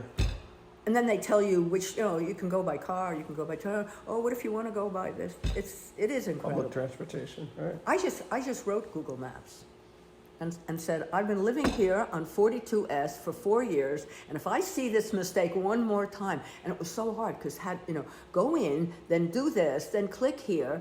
But I like when they give you a space because they've had different ones. They call this 42S, right? And sometimes they call it the Coquille Bandon. That is what it is. It's between Coquille and Bandon. Then there's no more. That's as far as it goes. This last time when I was looking, Florence, if I went to see that place, which I don't want to see now, but if I went to see that place, how would I go? So I don't even look at this part, from Coos Bay, let's see. I know how to, get to Coos Bay. So I look and it says, oh no, I was looking for an optometrist because I have like 5 pairs of glasses and I stepped on one and it's all squished. So I just want to go. They don't even take money. It's so amazing. I go, let me give you $5. They just fix it for you everywhere in Australia too. I've never paid to go in and say this is broken, and they'll even find another piece that'll fit on it. And they go, no, you don't have to pay. It's great. So I thought I don't want to go to the same one in Bandon that I went to last time because I thought, I'm going to get a new pair of glasses. And the girl who was helping me, I recognized her. She used to be in my bank. So, I said, oh, you work here now? She said, oh, yeah, I love it. They taught me how to do all this stuff. And so I said, yeah, I want to get a pair of glasses. What did I know? When I was in Australia, a pair of glasses like mine, inside, outside, the sun, and I have nothing on top. I'm fine on top. It's just the reading part down here. And it's because the surgeon who did my cataracts, everybody else who had their cataracts removed didn't have to wear glasses anymore, but I did, which I was glad because I don't like not wearing glasses. You get stuff in your eyes, even here. Always dust, or sometimes doing something in the trees and then my eyes are killing me for like 20 minutes. I'm going, So, and I'm used to seeing myself in glasses. I think I look crazy without them. No, so I thought I don't want to go there. So there must be an optician in Coquille. Yeah. So I look, and there is. And I saw where it was. They were taking you left towards Coos Bay. It was in town, but they were taking you this way. So you go left, and it says turn right and get on Central Boulevard right. But this is what it says, Andrew. It says. Start on 42S, but sometimes I used to have a mistake and call this 42, but somebody must have complained, and so now it's 42S. So you're on the Coquille Bandon Road, go 10.5 miles to Coquille, turn left, and they show you the map. So I always, widen it so I can see things, and it says when you're turning left now, you're on 42. It says you're on the Coquille Bandon Highway. You idiots, you're leaving Coquille. This is not Coquille Bandon. And then somehow, miraculously, you're on 42, but you're on the same road. So I do that whole thing, and I actually get a place where I could say it. And I said, listen, when you get to the end, you go right towards Roseburg on 42, or you go left towards the Coast Road, which sounds a little complicated because when you go to Bandon, you also hit the Coast Road. And I said, when I leave my gate and I go right, I'm at the Coast Road. When I go left, I'm at Coquille, and then to the Coast Road. And I said, it is called 42. please don't do that. I mean, it doesn't bother me, but it just annoys me. This is like maps. And so I haven't heard from them. Is the road that's on the other side of the river, is that 42N? Because No. there's a road on the other side of the river too. No, that's called, God, what is the matter with me? That road on the other side hits the coast road right before Bullard's Beach State Yeah. Park, right? And it used to end at Riverton. You know when you came through what they call Riverton, but it's Coquille now. I mean, it used to end there, and even couldn't be this guy because he lived in Eastern Oregon, Paul, but somebody else I just met said, oh, and he wasn't that old. And he said, oh, yeah, I used to have to take the ferry. So the road across the river, people who lived across the river would come up to the opposite Riverton and take a ferry to go to school in Coquille. But now it goes all the way through. And you know where it hits 42? When you turn left, you know, the way you came in. So you're turning left to go... I came in that way. Right. So you're I came turning... in through, I passed the Fred Meyers and all that shit. I came down that way. Right. So, and you were on 42. Then you got off where it said Coquille. That's 42, not, you know, just 42. And that goes, if you stayed on it, goes to Myrtle Point, and then it goes, you know, towards Roseburg. Roseburg's not on 42. It's like on 99 or something, but, you know, that direction. So, when you turn left, like if you were going back to Coos Bay, and now you get to Coquille, and you turn left towards the coast road, you go about 7 miles. It's so funny because here that road is right across the river. It's like if I had a boat, I'd be there in 2 seconds. Then you see that road, and there's a sign that says Bandon. So you could take you take it. You go along this road. Well, yeah, you were the one we went to see if we could see the. You know, we sort of saw the. We sort of see if we could. I think we saw the Chook thing. That was all. Yeah, I want to do it again. I'm really sort of, yeah. So you're 6 miles from it because you know there's no more river there. The river's turned to go to Roseburg, you know, toward that direction. But you're still in this is still considered that book. Coos Bay almost is like the edge of the Coquille River Valley. So that's all River Valley. But I'm just amazed. And that's why even, you know, Wikipedia makes so many mistakes too. So, but I mean, they tell you can, I don't correct, you know, like actors and actresses, you know, when they have mistakes about their lives. But I'm even thinking that night that I was sitting here and it just occurred to me and I went, you know, I can't complain about my life. Hell no. You know, I wish my marriage had been successful, and then I wish Arthur hadn't died. But other than that, the romance part, you know, I've had an interesting life, and I've done pretty much what I want. The only thing was I wanted to marry somebody who spoke another language fluently, and I never got it. Well, maybe your granddaughter will fulfill that wish for you. Oh, yeah, she's that's like your true. continuation Yeah. person. Hope I'm Right, still... I always wanted to live on the beach, and she's doing that for me. So maybe God, she'll do that for you. Would you still want to live on the beach? Not in her No, accommodations. you would? Not since the tsunamis? You Well, want to live on no, the beach? probably No, not. don't But think I would so. like the option to have a beach place that I could go. Yeah, we, you know, if you had more time, we'd take you north on the coastal road where you go on a beach and you can't even see in front of you the sand, the wind. We were once with Catherine. The dogs were having a great time. Her dog and Riley I just had then. But honest to God, it's like you can't enjoy it. It's just, you know, well, no, gritty that and is right. not enjoyable. And then you always have sand in your house. You know, like Teddy has that nice shower and everything. You're always sweeping sand. Yeah, Mom, you have lived like the average schnook. You've lived like 1,000 average schnook lives. But now I'm into talking to one. you, I'm going, wow, I really had incredible things I would that I say got so. out of too. But Yeah. but I think also because that's my personality. And if I didn't have my personality, I wouldn't have gone alone. People used to say, I always remember Gary Feldhouse. Remember the burn guy, Gary Feldhouse? Yeah. So he used to say, his sister used to say to me, "So you went to Australia? Did you know somebody?" I go, "No." And Teddy always says to me, I said, "You meet people more than ever because you don't live there, and they are drawn to you, even though Australians are white and I'm white." You're eager to talk to people. I mean, Yeah, I feel like like to. half your stories, you know, the genesis of it is I was at this place and I started talking to this person. Right. Well, and I think you did it at a time when you had a lot more confidence Yeah, and where, Like Jess did the same thing. She Yeah. traveled Confidence alone. is more like she didn't give a shit. Is that confidence? Yeah. is In confident. her younger years, yeah, it and is. and I was different. Like Diane loves to talk to people too. She's just like me, maybe even more so. But like she wouldn't go to Europe unless she went with 3 girls. She's just different. Like in her thinking, I live in the middle of nowhere here is so ridiculous. Right. But yeah, she's just different. And just, like when she came to Australia, like you did, and rented a car and everything like that. And I said, oh, we didn't get to see any of the museums in Perth, so Arthur drove Well, back. that's what she likes. She likes that kind of thing. She likes museums. She You likes looking like- at things that tourists like. I you have like absolutely no nature. interest. You like nature. I mean, when we were in Paris in our experience. honeymoon, I said, all right, we'll go to the Louvre, because Bruce really, but I think Bruce didn't give a shit either. It's just like, oh, we're in Paris.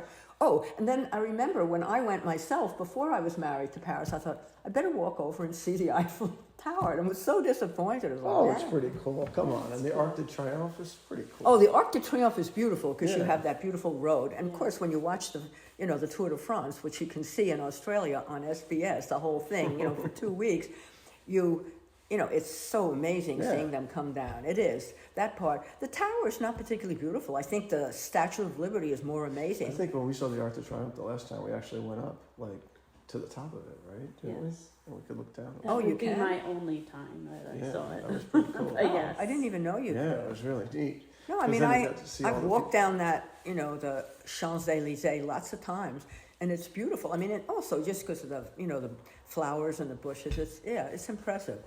There are certain things that are impressive and certain things that aren't. Like Ayers Rock, I was blown away. Yeah, that even was though everybody talked about it before I was there, and I'd seen Uluru. But did you see in the distance the other one? What is that called?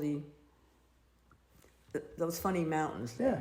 I didn't think that was special. Not when you've been in Utah and you've seen, Bryce Canyon. Like, what's that? It was pretty, but it's nothing. But I remember with Uluru, I'd seen a picture. It looks like a rock sitting out, so you don't see the how massive it is. And then I hadn't seen it. I was still in Menindee. I think I was back doing that extra month. I had already left it, and then I came back, went to Birdsville, did that, and then I came back because I had stuff there, that I had to pick up. And they said, oh, could you do another month, here? And I did. And Kate came back to visit. So she'd been home in England, but she was now visiting Australia because she was always hoping to meet an Australian and settle. She loved snakes, hated spiders. She was like a lunatic about spiders, like those people who are truly, screamed. Arachnophobia. Yeah. And I say, you handle lizards, big ones like this with these blue tongues and they bite, and you're afraid of a little spider that maybe wouldn't kill her, but the bite would not be great. Like the redbacks, which are like what they call the ones here that people are bad. It's the same thing. They got the little red mark on it. When I saw one, I thought like a big spider, because the biggest ones in Australia are fine. They're like this big, but they don't kill you, the huntsman and everything. So one day she was screaming, oh, there's one on our clinic door. So I said, oh, good, I want to see what it looks like. And it's like this big. And I just took my hand and I swatted it, and she's like screaming. And one morning I'm in bed, and she used to get up and shower early in the morning. But I always showered at night because I was sweaty from biking and everything. And she's in the shower, and I hear her start to, like hysterical. And I think, oh my God, she probably saw a friggin' spider in the bathroom. So I just ignored it. I just thought she's so ridiculous. And finally, it doesn't stop, and I go in, and she was in the shower, and it was on the shower curtain, so she was afraid to touch the shower curtain. And she wasn't the only one. I had, people who, came to the clinic who lived in the country. They're like country people. They could shoot and hunt and everything. And she goes, oh my God, I could pass one within 5 feet. It's like, what is this thing about spiders? So she was screaming. She really was mad at me. And then I realized, and I never would do that again. Like, I realized this is not just, I don't like spiders. Like, she has this terror. But you wouldn't think somebody like that loves picking up lizards. I wouldn't pick up a lizard. Or snakes. She was perfectly okay with snakes. Yeah, so Not poisonous ones, but I mean, we only had poisonous. Occasionally you would find when they say that's, the smaller ones seem to be the non-poisonous ones.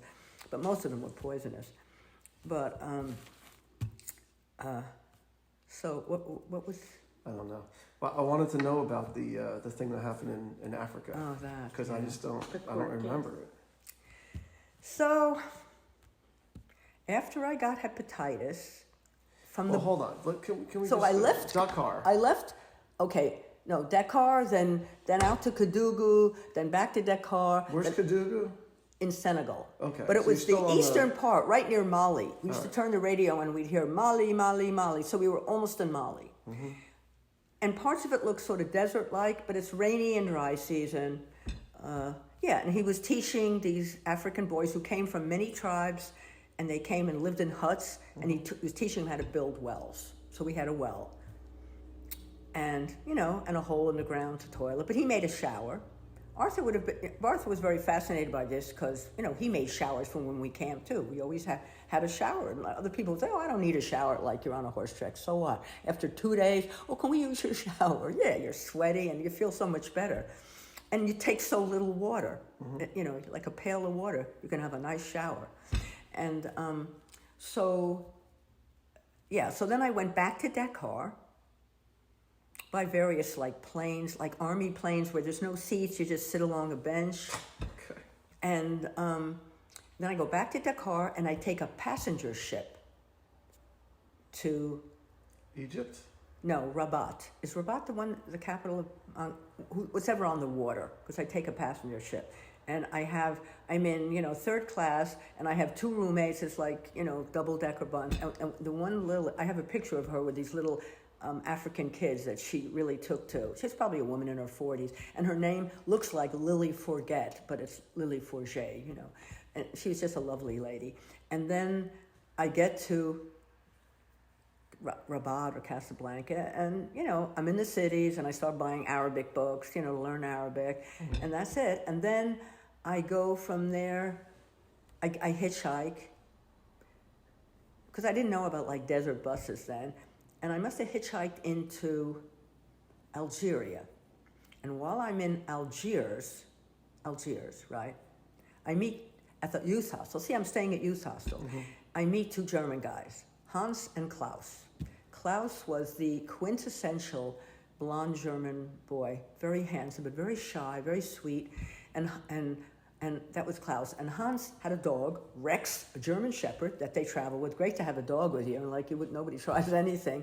And they had been everywhere in Africa, like down in the desert, way down in the Sahara. I was so jealous. Oh, but I knew I'm not going to do that by myself, because only because I'm not afraid normally, but you're a woman traveling alone, and you just never get left alone. There's always Arabs following you, and such a pain. So I traveled, so I said, oh, I want to cross the, the top of Africa, get to Egypt. I always wanted to see Egypt too, and then, go down to South Africa. And you couldn't go through the Congo then. So I hitchhiked with them, and that was fun, because Hans and Rex, the dog, would go in the front with the truck driver, and Klaus and I would be in the open back of the truck under, we would open our sleeping bags because it was cold, the wind. And no, he never tried anything. He was so nice, but he was just so handsome in a really nice way. I don't really care about handsome. In fact, very handsome men I don't like. I like men more interesting looking. So he was so nice, and we stayed at youth hostels, and they said, "Oh my God, you should not be don't ever try to go down the Sahara." But then we left each other because they wanted to go back up to some city, and I go, "No, I want to get over to Egypt." So I left him, and I'm in Tunisia, and I look at a map, and I see this little island called Djerba, and I go, "Oh, I had a thing when I was younger, which I didn't do, is visiting all the islands of the world. Bigger islands, not little tiny ones. And maybe living on one." And I remember when my mother said, well, I remember saying to my mother, why don't you go in the Peace Corps, Mom? Because lots of older people, and she was in this, she's divorced, she's unhappy, she was, very negative and resentful, even though she wanted the divorce. So I said, go into the Peace Corps. But my mother was like, if everybody's doing it, I'm not. Oh, go to France? You love French. Why don't you go to France? No, everybody goes to France. Everybody loved Jackie Kennedy. I don't like Jackie Kennedy. Her eyes are too far apart. Honestly, my mom was just ridiculous.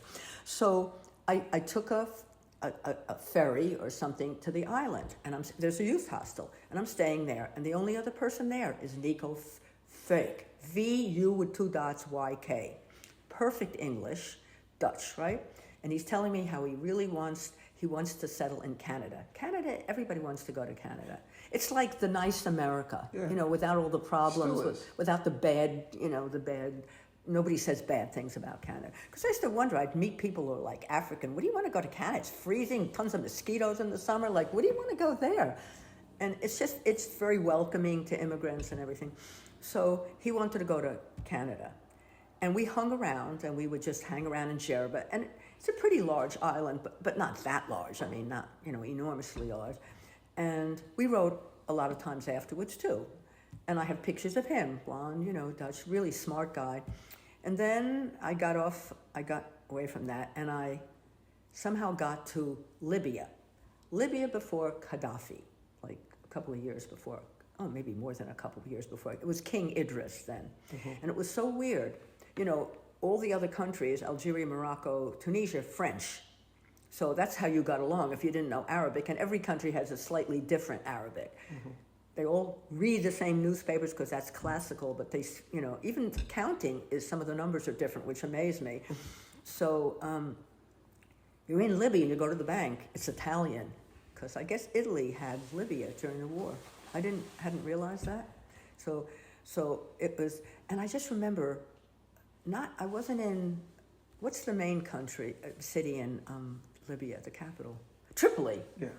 But I spent more time, you know, somehow in a youth hostel in Benghazi, and I liked that because it sounded more Arabic. And I just remember the streets were... Which now is more famous in America than Tripoli, because of that's where the U.S. Embassy was, with the whole... What, Benghazi? Yeah. Oh, was it? That's where Yeah, it was a big the city. Libyans took over the embassy. Oh, It was I didn't even realize that. Hillary Clinton, that's why she's not president, because she was Oh. the Secretary of State during Benghazi. So that was the first time I realized that in Arab countries, it's dead during the day. But Cairo is busy pretty much all day. But those, like Benghazi is a big city, streets were absolutely empty. It was so weird. Because they take, in Africa too, you go to work at like 8:30 or something. At 12 o'clock, it's lunchtime, and you don't go back till 4 or 3. And then, and the men don't wear suits. They wear long white socks and shorts, and an open, you know, short sleeve shirt, no tie. And I think, see, they know how to deal with hot weather. You know, there's no air conditioning. I guess there were fans. There might have been air conditioning, but, you know, and then they work, you know, a little bit later in the afternoon. So the streets would be so empty, and it was sort of creepy. You know, when you see streets that are empty, it looks like that movie about, you know, the end of the world after the atomic blast. And Yeah, it's like a Twilight Zone episode. yeah. I always say. So, and then I somehow found out that you could get a desert bus that will take you into, not Cairo, because Cairo is down, to Alexandria. And you can get into Egypt. So I got a desert bus. Actually, I might have been on a desert bus a little bit. No, it was Libya and Egypt. And I'm riding in a bus, one of those like probably 12 passenger buses. They're like a van. And you're riding through the desert. It's just flat. Wasn't sandy. It was just flat dirt. And my big thing was, where am I going to pee when I have to go? I'm the only girl in the bus. It's men, and then one man had his mother with him. I never saw her get off the bus once in 3 days. So I used to think she had like a tube there.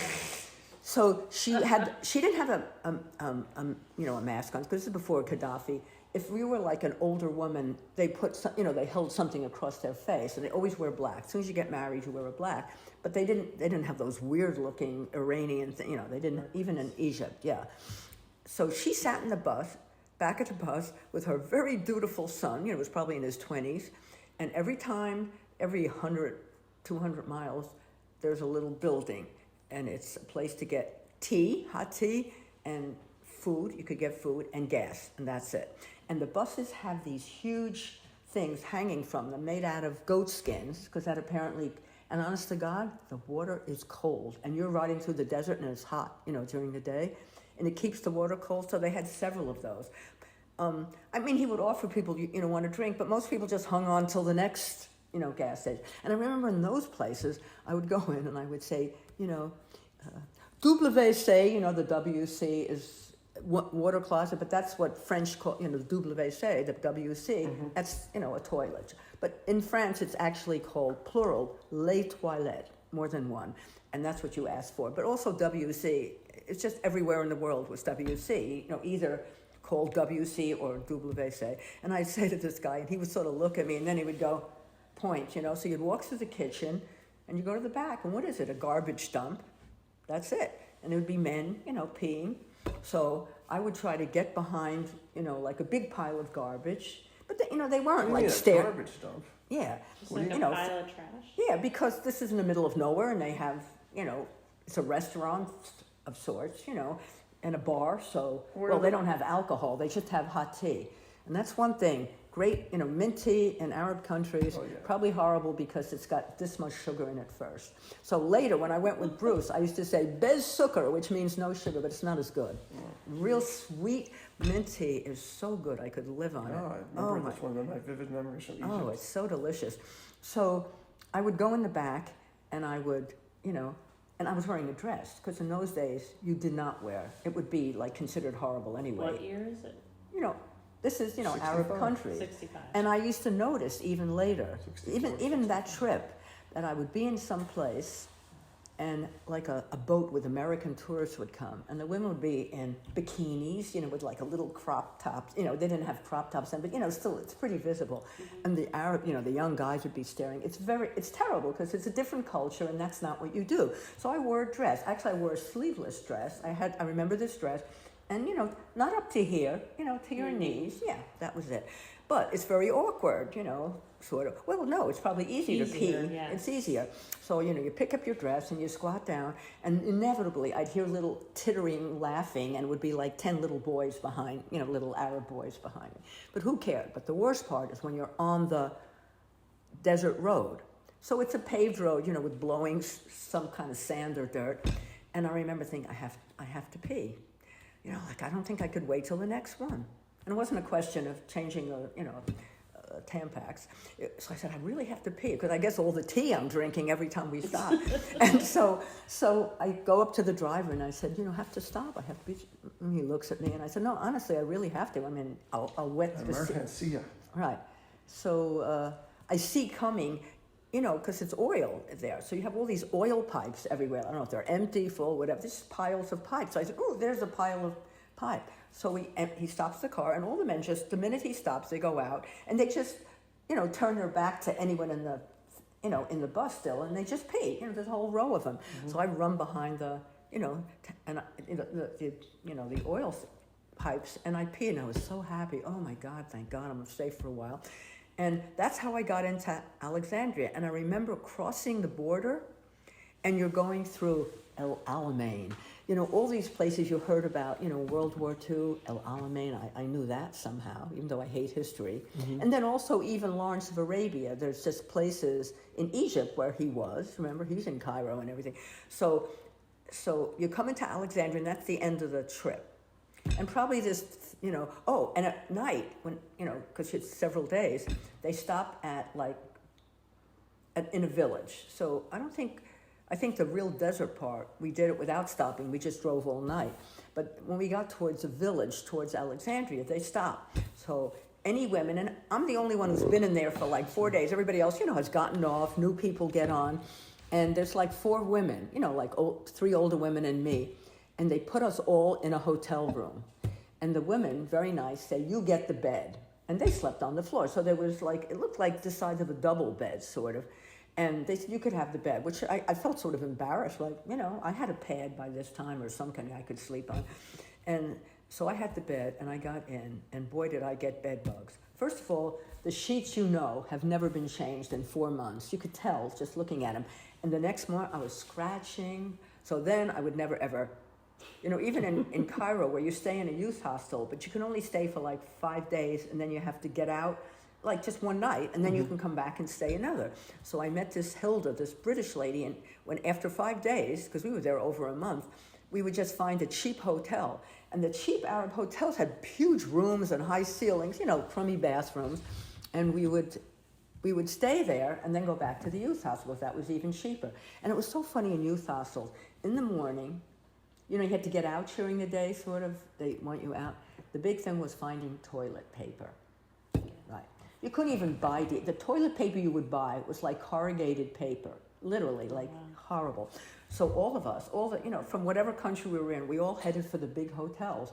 And you could just walk into a hotel, and there was always like a ladies' room. Right. And I'm telling you, not for weeks till I got back to America could I sit at a toilet and not be rolling paper to take with me. It was just automatic.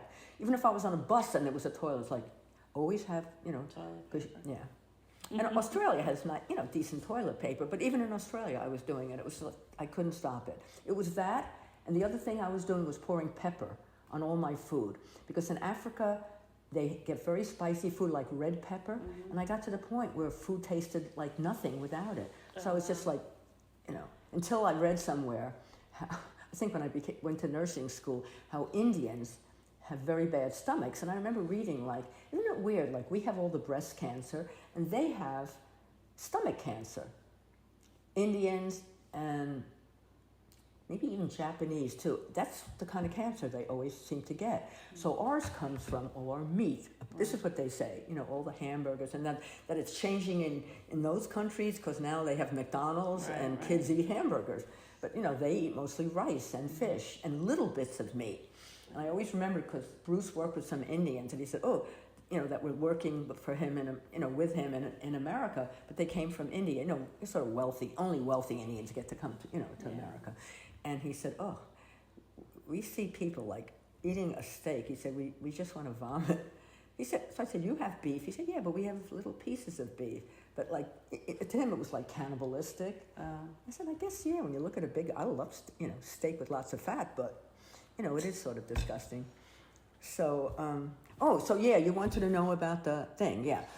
Well, but let's just get there. So then from Cairo, then that's when you went to the Suez.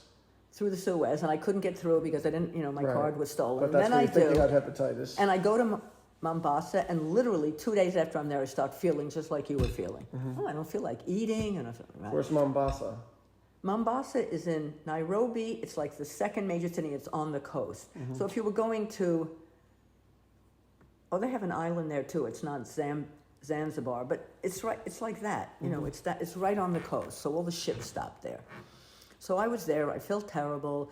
I met a woman that I used to go out to the beach those first few days and just read on the beach. And the bus didn't come, you know, in Mombasa. And she was standing there, and I sort of recognized her because she came out to the beach on the bus too. And she said, you know, she lived there though. And she said, I don't think the bus is coming, or this one, you know, we didn't miss it. We were there.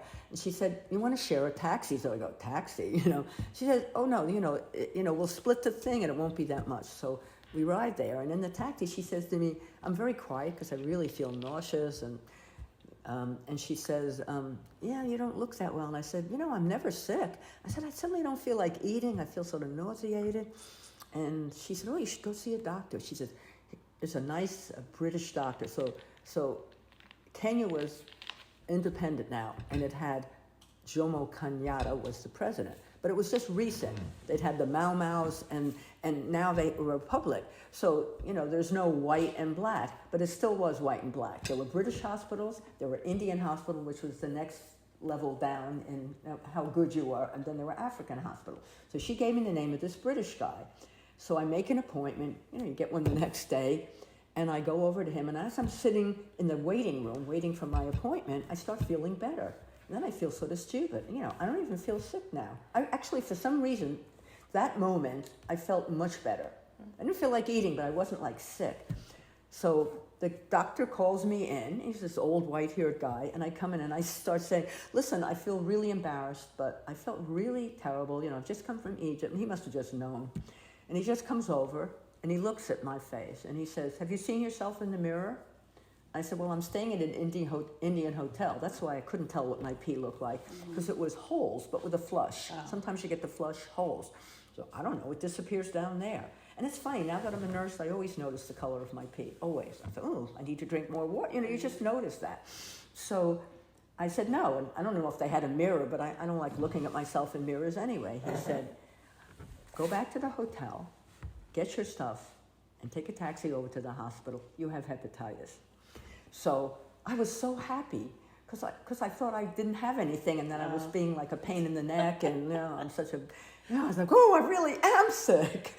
So I went over, and I was in a huge ward with like 8 women, a gigantic room, and it was all these British nurses that wear these hats. They wore nurses' hats that look like The flying nun. yeah, the flying nun, right? They look ridiculous, and they come for like 6 months, and they love it because they get paid. There's lots of young men, they have lots of parties. And so I'm there, and no medicine. Every day you just go, you take a bath, and you pee into a bottle, and you just check, and you can see your pee. They have all your bottles, and it's red, and it's lighter, At the end of 2 weeks, There's no medicine? no. The only thing was, Passwords on the fucking thing. there's no real, and even the injection that you can get, I remember I didn't get it, because he said, I forgot the name of the shot that you can get. It's only good for a month. He said, if you're going to be in Africa for a year, well, you could get it anyway, but it's not going to work after a month, so that's why I never had it. So while I was there, this, visitors come in to see people. I didn't know anybody, and it was such an experience, because you'd lay there at night, and I wasn't sleepy, because, I'm not doing anything. You're just laying in bed. And there was no air conditioning, but the windows were open, and you're on the coast, so it's, it's really nice. And they're lizards, and you just watch them making lots of noise, geckos. And they just like running around. So I would sit there. But once I never forget, the nurse came by and she said, oh, you're having trouble sleeping. Would you like a sleeping pill? So, what do I know? So I said, okay. That was my days where, I'll take one. And she gave me a sleeping pill of some sort. And I know it takes 15 minutes at least to work. It hasn't even gotten down there, right? I felt like she gave it to me. I took a drink and I passed out.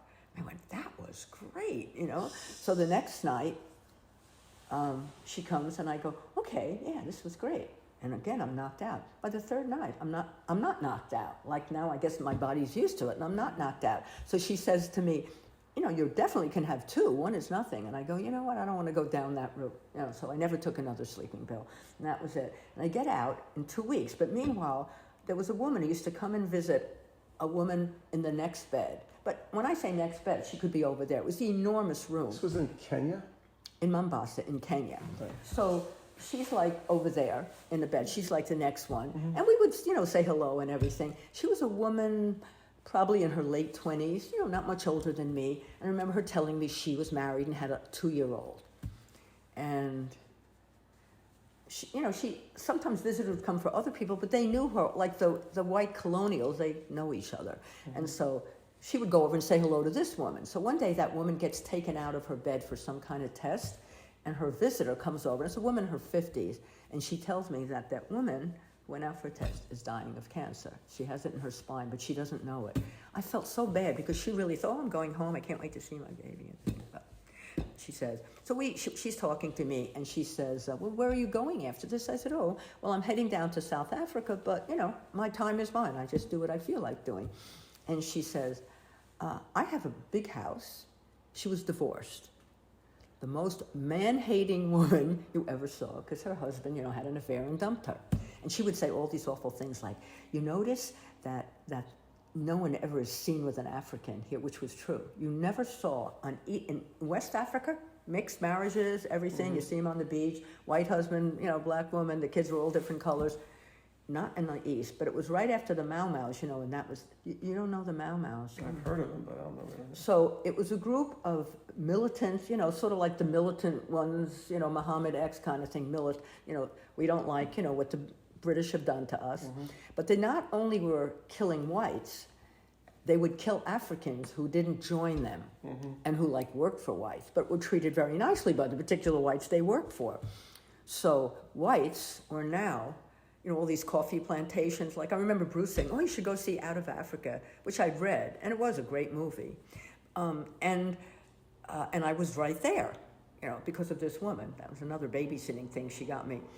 But she said, yeah, they wouldn't be seen with an African woman, but where do they go at night? So it was true, the prostitutes were black, but you would never be seen. I remember an African soldier that came out that was doing his maneuvers mm-hmm. near Kadugu, because they, do maneuvers, just like in Australia, they go out into the outback and do maneuvers. And somehow Dave knew him, because Dave was the only well, there was the pastor butler, but other than him, Dave was the only one. So he said, oh yeah, he comes over and we have a beer. I'm sure he was a Wolof, so I'm sure he was not supposed to drink beer, but yeah, so they have a beer. So when I was there, he said, I'm going to invite him over. His name was Cisse, C-I-S-S-E with an accent. And he came over and he's married, he has 4 kids. And it was just a coincidence that when I left Dave and went to that car, I'm walking in the streets in the car, and who do I see in his uniform? And the Wolofs are like 6'5". Some tribes are little. He was, big, tall, handsome guy. And he's, Madeleine and everything, in French, of course. And because he does his things in France, so they always speak French well. And he says, I want to take you to dinner. And I'll never forget. So I said, okay, and I knew him. He'd come over several times. And I remember going into this fancy restaurant, like a really nice restaurant, and the maitre d' was French. And I remember him bowing to us. Like, if that was Kenya, you wouldn't go into a restaurant. They probably wouldn't even serve you. They would think you're just a prostitute, that you're with an African man. And it's more British men with African women anyway. So, yeah, and Cisse was funny, yeah. So we saw each other a couple times, and of course he was like a Frenchman, how would you like to go to a hotel, Madeleine? I go, no, you're married, but he was nice. They were just nice, yeah. And so, so so I'm in Cairo, and I can't get I have to take that later boat because I don't have my card. And then I go on the boat, I meet Gora, and then I get off. His boat's going down to Madagascar, but the boat stops for the whole day in Mombasa, and it was so nice. He took me into Mombasa, and all those coastal places, there's a big Indian population. In Kenya, they're like the Jews. They're like the Jews of Asia. They have all the little shops. They work very hard, the Indians. So there's tons of Indian restaurants. And so Indians from India. From India, yeah. Right. Or from Africa now. Yeah, but they came from India, right? Mm. So we go in. He said, I'm sure. He'd never been in Mombasa before. I'm sure you could see Indians. He said, I'm sure there's Indian restaurants. And I had my first samosas. So he was like showing me all these Indian foods. And, and I knew that he was going home because he'd done his service and he was getting married because his wife was already picked out for him. I said, your wife's picked out? He said, yeah. I'll meet her when I get home. I was perfectly okay with that. And so he leaves me there, we hug goodbye, and that's it. And then I find George, and, and we take that thing down to Johannesburg, and then George leaves me, like I leave him so I can go to Pietermaritzburg, and I stay with the Essers. Yeah. Oh, and that was an interesting thing. They were conservative, right? And they were kosher. So it was like, you could never have milk with meat. And they like waited an hour, and then you could have milk in your tea with, but you couldn't have. Not the same meal, right? They had 2 African servants. One did mostly the cooking, I guess Jewish cooking, and the other one did the maid. They were probably women, they sort of look older in a way. They were probably in their 40s. And they lived in a cottage, it was like a nice little house in the backyard, like the end of the backyard. And they were off one day on the weekend, and they would go home to their families. Like one of them had young kids, but she says a good job. The Essers were lovely people, great to work for. But I could never live in Africa because I don't like servants. It makes me uncomfortable. Mm-hmm. That's why Diane used to say to me, Bruce says she can have a cleaning girl. I said, she's inevitably going to be Hispanic or black. And I'm sitting there, younger than she is, while she gets on her knees and cleans my floor. I can't do it. And that's why I love France, because in Africa, it was always Africans doing, dirty work. Mm-hmm. And you get to France, and there's women beautifully coiffed, wearing these white coats, and they're in heels, and they're mopping like a railroad floor. But they're elegant looking. I go, thank God, white people working. And do you know how many times I tried to get a job in South Africa? Or in Africa, like in Kenya, there's a famous hotel called Treetops, which was run by William Holden, the actor, that was his. Mm-hmm. And you go, you're in the treetops, and it's right over a water hole. Of course, it costs $6 zillion, And so I wrote to them because I saw they had horses. And I wrote and I said, could I get a job? You don't even have to pay me. Just give me room and board. And I'll clean your stables or whatever, or take care of your horses. And they wrote me this, lovely letter. Sorry, we don't let white people, because I guess they assumed I'm from America, that I'm white. And, you know, and then I got to when I was in South Africa, I wrote to another hotel, Cathedral Peak Hotel. Cathedral Peak is one of these places like Arches National Park. It's pretty amazing looking, the rocks. And they also had horses. And I wrote, and they said, I'm sorry, we have people to take care of the horses, Africans. He said, but we'll give you a week's vacation free. So I got to go to Cathedral Peak, where an African servant brought me a big hot cup of tea with milk. That's what the hot tea with milk. And I walked up Cathedral Peak, and I would never do it again. I could barely breathe at the top. And it was probably 8,000 feet. But honestly, I felt like the air was so thin. It's like even Tahoe. We were biking there. There's a difference. Like, you just, yeah. And so I remember going up to Cathedral Peak, and you had to go from one huge crevice where you're looking down to nothing, and you had an African guide, and he would just leap across and then go jump, and he would catch you. I was so terrified, but when I got up there, there was a family with like 4 little boys, and they were just like running around, and I'm getting to the top, and I'm going, God, this is terrible. I can't even breathe, and I felt so unfit. I was, in a way, because I wasn't a biker then or anything. So I spent a week there. That was, that's how nice. It's so nice. But see, I couldn't get a job. I couldn't get a job like in a food place, that does takeout food. No, we have Africans for that. You don't get that kind of job. So this woman says to me, when you get out of the hospital, why don't you come stay with me? So I did. And I couldn't stand her because all she did was complain about her ex-husband. Why don't you go back to England? I felt like, but see, once they've lived there with servants and everything's cheap, you're not going back to England. And the weather's better. So to get away from her, every day I went out to a beach, Nyali Beach, I'll never forget. And there was a Nyali Beach hotel, but I couldn't afford that. So I stayed with her, and I went out to the beach. And I think it was winter, so I was just in my African clothes, which was a T-shirt and one of those pieces of material. But I never trusted that it would stay on me, so I pinned it. And I had it like not long to the ground like Africans, but I had it to my knees, and that's what I wore every day. I had underpants on and my T-shirt and that, because it has something to do with the court case. And I went out, and after like a couple days of going out there, this German guy sat down next to me and started chatting. And so every time I went out, he would come over and chat. He was very nice. It's funny, Klaus, a lot of Klauses, Klaus Otto Willi Kömstedt. And he worked in Mombasa, and he rented a house right on Nyali Beach, but not near the hotel, like maybe 2 miles up, where there's nothing, homes, but not close like here, it's like palatial. And he had this house that was like a motel in that every room faced the ocean. And then the kitchen and dining area was behind. He had one servant who washed his clothes and cooked his food and fed his dog, Sasha, a German shepherd, like maybe a year old, but he was a big size, a nice dog. And he had a little monkey called Charlie. Not a chimp like Pastor Butler had that I loved, his chimp that we used to take care of sometimes. It's one of those chattery monkey types, Charlie. They're like totally frenetic kind of things. So he said, I was telling him about this woman I live with, and she's driving, crazy. He said, why don't you come and live with me? So I'm getting a little smarter now. So I go, Klaus.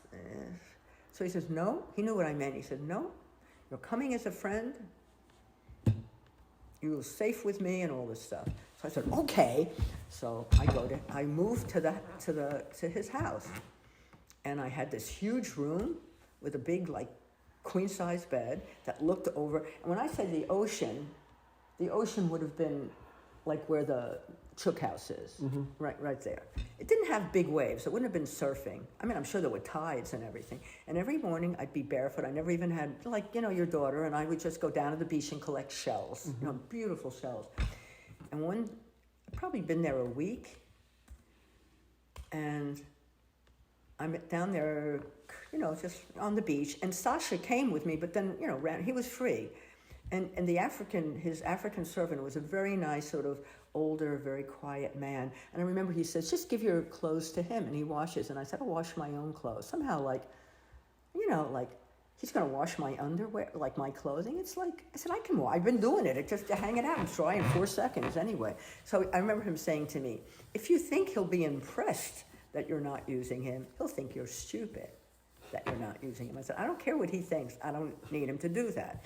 I'm really not a good rich person. I couldn't not stand to have maids or anything. So I was down there, and Sasha would just be roam free. I guess he knew, he was only a year old, but he didn't wander, you know. But they had a huge area. I don't know how much was theirs on either side. And I'm down with him, and he disappears off somewhere, but I didn't worry, you know. And this guy approaches me. So he's an African, probably in his maybe 30s. He's barefoot, but he looks very civil. When I say civilized, he's got clean like shorts on, like khaki shorts, and a clean white shirt, you know, an open white shirt. You know, normally they have like an old t-shirt or something. And he comes over and he says hello in English, you know, with an accent. And he spoke quite well. But of course, that's how they make their money, you know, I guess, selling things to tourists. So they, you know, you find that all these poor people, they speak 14 different languages, you know, in Cairo. And some guys never went to school because they have to. So he says, oh, would you like to buy some shells? And I said, oh, no, I like finding my own. He said, oh, where do you come from? Like, so this is what people always said to me. I'm from America. And then he smiles and he says, oh, you have hair like an African. So, you know, I had long hair and I sort of had it in a braid. And it's all frizzy because it's so humid there.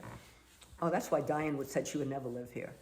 Oh my God, my hair would be a frizz. I said, don't tell me you're still worried about that. It is humid. Diane with her jet black hair. So, no, it's brown now. It's much better. It looks really nice. I was very impressed on FaceTime because I kept saying, if you think, you know, you look younger because you have dark hair, it just looks like you're an older lady. And I said, your hair is so dry and terrible. I said, you're wrecking your hair. And I said, in this day and age, who would want that shit going into your scalp? God knows what it is. Yeah, they'll find out 50 years from now that it caused cancer or something. So why are you doing it? But then she went and she did something, and it actually looks like she has, like yours. It's beautiful. She looks like she has streaks, so it's more natural, but it is dyed, but it's much better. So he said, oh, you know, hair like an African. I said, yeah, you know, I come from a family with curly hair. It's like, you know, but he's totally friendly, polite, and well-spoken. And then he says, oh, you're dressed like an African. Because I had this wild, you know, I threw them out when I was an African. I should have made rags out of it. And they're so obvious. They have big suns. You know, they're gaudy. So suns and moons on them, different colors. So I said, yeah, I was living in a village, and this is, you know, this is all you could buy there. I said, it's very comfortable. And when he said that, oh, you're dressed like an African, he leaned forward and he touched my skirt. Mm-hmm. And so I backed up. Said, all right, now, you know, like, don't get too personal. And I backed up, and at that minute, he just grabbed me. He just grabbed me. I would say he was about 5'4". He wasn't as tall as me. And like John, like thin and, you know, like strong in that like fit, thin way. And I just remember that he grabbed me. I don't even remember how, like around the neck. And he started dragging me along the beach. It's a day with perfect sun, you know, gorgeous, you know, probably like 75, 80. And he's dragging me, and it must have been low tide. So there were rock formations that came out like this. So when the water was in, it would be like caves filled with water, but now it's out. So you could go around it, you know, you sort of get in the water a little, then you go around it, and you're on the sand again, and then there's another one, and you go around. It's sort of like what we saw yesterday. And so he drags me around one, and all I can remember thinking was, I can't believe it. It's blue skies, and this guy is going to rape me. So I remember thinking, I didn't even care about the rape. I just don't let him kill me afterwards. You know, fine, rape me, but don't kill me. Mm-hmm. So he's holding me down, and every time I try to get up, he has his hand around my neck. So I thought, yeah, you know, this is how people get killed. They scream, they just lay, take it, and then, you know. So, and I couldn't, because every time I did it, he was choking me. And so with one hand, I'll never forget this, he opens his pants, right? And I thought, I'm not looking. But I just remember he was very black. He was like as dark brown as you could get. And I just remember sort of seeing him and thinking, okay, hopefully this will be over soon. And he's sort of fumbling with my underpants, and then I hear a dog bark. And somehow that dog knew I was in trouble. You couldn't see him. Mm-hmm. And Africans, especially because of the Mau-Maus, people had like guard dogs, like all these planters who had these big properties, coffee properties. They had guard dogs, and they had chain link fences that were like 10 feet high.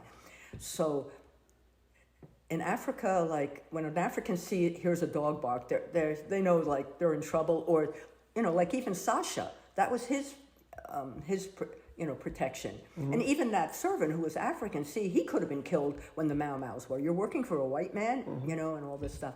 So everybody had dogs. And I hear the dog barking, and the minute he heard that dog barking, he jumped up.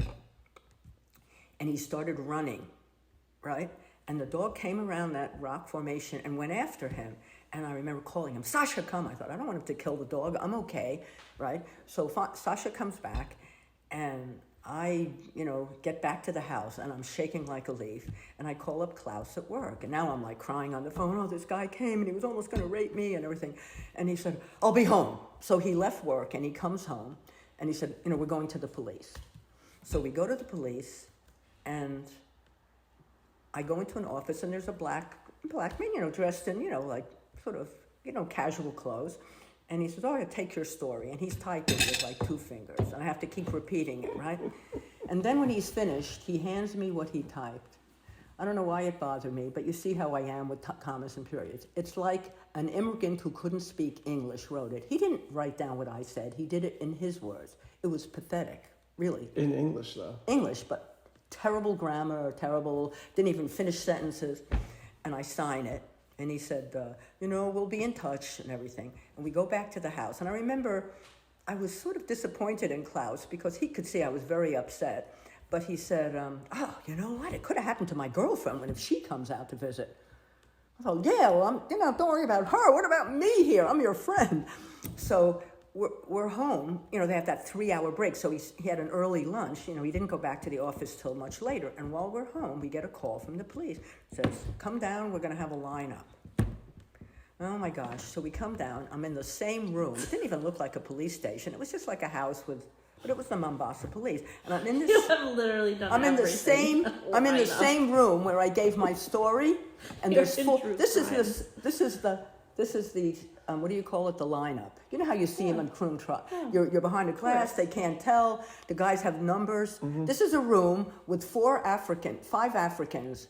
4 are laughing their heads off, and 1 is not. The 5th one. Because my fear was that because I was only talking to him for a few minutes, and because of what happened, That you wouldn't really be I able to wouldn't remember recognize him. exactly Yeah. what he looked like. And I remember when I told the story, I said, please, I don't think all blacks look alike. But honestly, how would I, maybe I wouldn't. He was, he looked like a million other black guys. He didn't have distinctive look, didn't have pock marks or anything like that. So I see the 4 laughing guys are way taller, and he's shorter than me, and he's in the end, and he's just standing like this. So I say to the policeman, it's him, right? And I point, he said, you have to touch him. And I remember going like this. Oh my like God. that. I had to touch him. Why do you have to So touch that him? was that. So then I What feel. the hell are these rules? So this is how they caught him. I totally forgot that I had taken a book with me. It was one of those orange and white penguin books that you find, like in other countries for American authors. And it was John Updike. And I'd already read Rabbit Run, his first famous. This is Rabbit Redux. So it was the second one. Yeah, I know it. Right. So I must have been reading it. I must have had it in my hand. And all the time he was dragging me, and then it fell down. So this is what they tell me later. So they go to the beach, and they're looking for someone. And when they went to approach him, and it turned out he had bothered a lot of women before, but nothing quite like this. But he had been bothering, European women. But when they just went over to talk to him, he started running. So that's a sign. Guilty. Right. So they grabbed him, and guess what he had in his pocket? The book. This man couldn't even friggin' read English, I'm sure. I mean, he spoke, sort of English. And he had my Rabbit Redux book. Well, that's it. You're guilty, right? So they keep it, Evidence. what do they call it? Evidence A or something, right? Exhibit A. And then they tell me, meanwhile, I'd already been to Johannesburg, and I knew I was going to go to South Africa with those 2 English guys. But it was like in a month away, but now it's coming. It's like a week away. So they say to me, oh, well, we're going to have a court case. I said, but it's him. And they said, he says you wanted to sleep with him. So now there has to be a court case. He's not guilty because he didn't try to rape you. I said there was no rape. And the weirdest, this is the funniest thing. When it first happened, they took me to a doctor, right? But they take me to, not to an African doctor or a British doctor, they take me to an Indian doctor. This is how naive I was. You will laugh that I could be this age. And I remember he had to examine me. Well, I knew I wasn't raped. I could feel him fumbling around, but I knew I wasn't raped. But I thought, how will they know? How will they know if he raped me or not? Because I'm not a virgin. Duh! You know, there'd be semen there, you idiot. But that's how I felt, like so embarrassed, like, oh, well, you know, I'm as bad as my mother, who said, you know, she thought if she kissed a guy, she'd get pregnant when she was young, right? Mm-hmm. So he said there's going to be a court case, and it's on this date, and it was right before I was leaving. It was just in like a week or so. And so I go to the court case. This was like a television show. You're in a courthouse, and they're beautiful. They're old, and the English built them, and it's all that polished oak, and, you know, it's gorgeous. So I have an English lawyer who had a red face. I remember he was just very red, and he was very sort of embarrassed, you know, and like just rushing things. So, you know, I told him, I said I wasn't raped, and, you know, he almost did, but he didn't. And then the dog came, and I gave him the whole story. He said, okay, but you're going to be put on the stand. So I come in. The judge is a Sikh, you know, the Indians with the turbans, mm-hmm. you know. He's the Sikh, and he's sitting way up high, so it's like very impressive. He's not like right there. You know, sometimes you look at court cases, they're just in a room. It's like nothing. This was, you know, like being in a temple, you know. With, and the bad guy is sitting in an audience. You know, he's sitting at the front of like an audience. Who's in the audience? African guys African guy. I don't think it was his family. Just maybe his friends. I don't know, or people who like coming to the court. They're no top, they just have little things around their waist, which you don't see that much, you know, because in those cities they're wearing regular clothes, right? Picking their nose, barefoot, you know, it was just like a joke. And he's sitting there with his translator, like he didn't speak English, which was crap. Well, maybe legally he wouldn't know stuff, but he has a translator, and I think it was an African man, a well-educated African man. So every time I said something, you know, blah, blah, blah, they said to him. So I was sort of shaking, not because I was scared. It was just so, you know, I was like, oh my God, this is terrible. And my lawyer did not give me confidence. He looked more embarrassed about the whole thing than me. So and he said to me, just give your story and then you can leave. You don't have to wait. They'll let you know, the results. So I give my story and I just walk out of the court. And I come back and, 1 or 2 days pass, I haven't heard from them. And I say to Klaus, they're picking me up in a few days. If the police come afterwards and for some reason, like I couldn't believe I lost the case, you don't know where I am. He knew I was going to South Africa, but he didn't know with who anyway. So I said, you don't know where I am? You was just, a tourist that you met, and that's it. You don't know where I am. So anyway, I leave. I don't hear anything, and I leave. And, 3 months later or whatever, I come. Yeah, because then there was Madagascar, and, it was, no, Madagascar was before, but then I flew to France, and then I was at, washing dishes, so it was a good month and a half. And I finally get home, because I knew I had to be at Michigan State, September 20th or something. And I get home, and my mother was really very happy to see me. She didn't yell at me. She was very happy to see me. And, the second day I'm there or something, she said, oh, you got a package from the police station in Kenya. So, my heart starts, beating. And it was a book. They must have taken my address. Yeah. You have to give your address. And there's my book. And she said, why would you be getting something from the police station? So, of course, I did not tell her. My episode in Seagate, my parents never knew. So I just said, some guy was bothering me on the beach, and he was, they wanted to get him for something else he did, so they took my name, and I was reading, so they took my mother accepted it. That was it.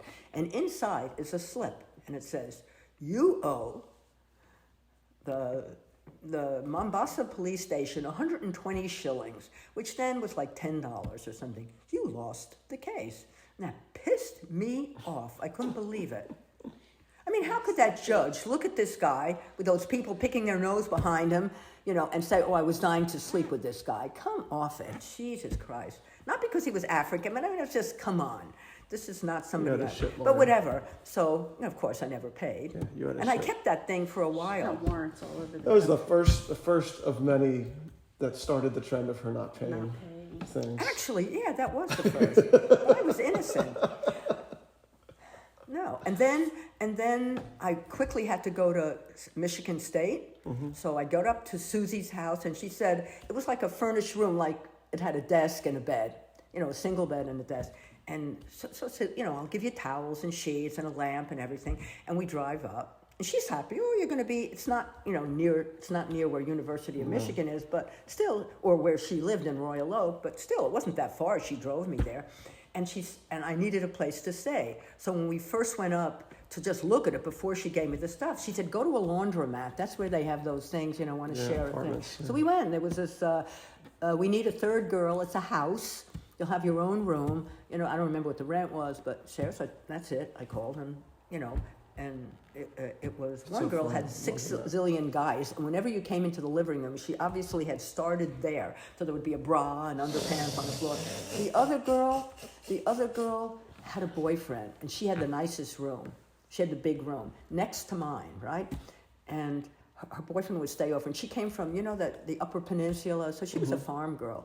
Very, very nice, and her boyfriend was really nice. And they obviously were very much in love. And I'd wake up in the morning and come out, and she'd be, in a bathrobe, and she'd be making him pancakes like you, making a real breakfast. And you know what she would say to me? Because the one thing I did have, I don't know if I bought it, was a little record player. I said, I have to have music. So I had a little record player, and I would play my, then Joan Baez, whatever. And when I'd come out, I'd say, hi, because I knew her boyfriend. She'd say, thanks for the music. And I thought, oh my God, I'm so lonely. They're making love to my music, and I'm all alone. I'm so lonely. Meanwhile, I have not done anything with Bruce. I sent him 2 postcards, because I was kind of a little annoyed at him. 2 postcards the whole The whole 14 time. I was months you were so away. proud of myself. And he couldn't really write back because I didn't tell him, you can write me. He never wrote, he wasn't much of a writer either. So I felt in control. But you were writing. All right. Anyway. Plus, Writing crazy I had a romance with Gore, and we had a little romance with Dave Russell. So I'm okay. I know other people think I'm okay, because that was my problem with Bruce. That's why, when I was talking to Jesse, you're in the wrong person if you always feel like you're not good enough and all this stuff. So I get up, I get to the apartment, and I get up to school, and I had to take a lot of underclass things because I only had taken 2 anthropology courses. So I'm in these freshman anthropology lectures. So I'm in Michigan State from a college of 1,100. Right, so I'm there's in 1,100 kids. 36,000. There's 1,100 kids in your class. Right. So these enormous Lecture rooms, halls, right? Some of them were interesting, but you could hardly. You could hear, but it was just horrible. Like our freshman lectures probably were 100 people. And that was considered. But then you had just one lecture, and then you had classrooms. And you know how many we had in our classes? 7. Right. Not like 30 even. Right.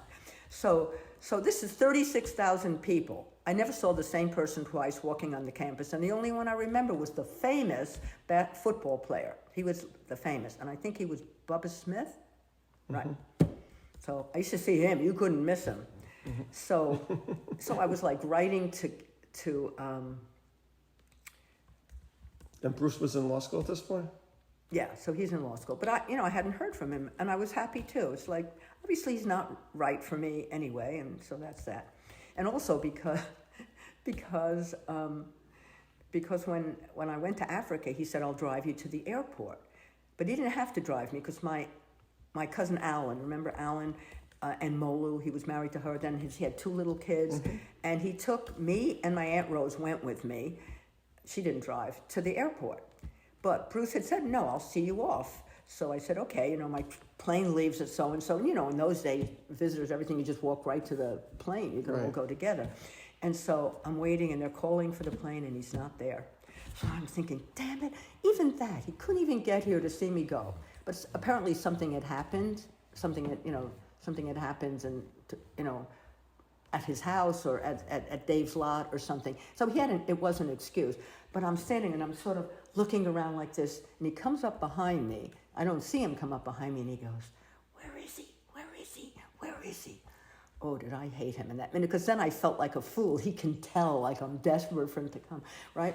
So I'll never forget, you know, we talked a little. I had to get on the plane. He hands me a box of chocolates. And when I got into the plane, I just put them on the floor and stepped on them. I didn't eat one chocolate. I just thought, oh, I'm never going to be like this with a man again, like all this stuff. So I wrote him 2 postcards, but one, when I look back, he had it still, was, you know, very corny. It was 2 chimps hugging each other, you know, like they have pictures like at a zoo or something. Right. Like that, why did you do that one? But anyway, so I didn't. And so I'm in school, and it was sort of interesting. I could take other courses that I wanted, and I took Hindi, and I took Igbo, a Nigerian accent, not the one in Senegal. There was no Igbos, but that's one of the major ones. And they're called the Jews of Africa because they have all the shops and they're very intelligent and they, you know, their education's big. So it was taught by a Peace Corps guy, but he had an Igbo, an African person with him who, you know, like actually pronounced it better than he did. So that was fun, you know, learning how to say, here's an elephant, and it's tonal, like Chinese, so if you say it one way, it's here's an elephant, you say another way, it's like my shoes are black or something. So, and then I took Hindi, which was great. That was fascinating. But I really hated it there. I felt lonely, but I was only, and the worst part was, the guy that you work for gets in touch with you. I didn't even know who he was. And they say, oh, you just help him mark papers. So I get a note saying, you know, come to this address. Like he didn't come and talk, you know, he's come to this address, and I show up, and it's at his house, and it's a guy in his 40s, he's got little kids, and we go into like his office. He says, here's a package of He says hello, and that's it. Nothing. This is your mentor. Like, he doesn't seem to want to know anything about you, or he was really not very friendly. And he hands me this thing, and it was so easy, it's multiple choice. It's not like I was looking at an essay question. Multiple choice, so I mark it, and I hand it back to him. It's not like I never heard from him again, at least in those 2 months, right? So that's fine. I didn't have to do anything.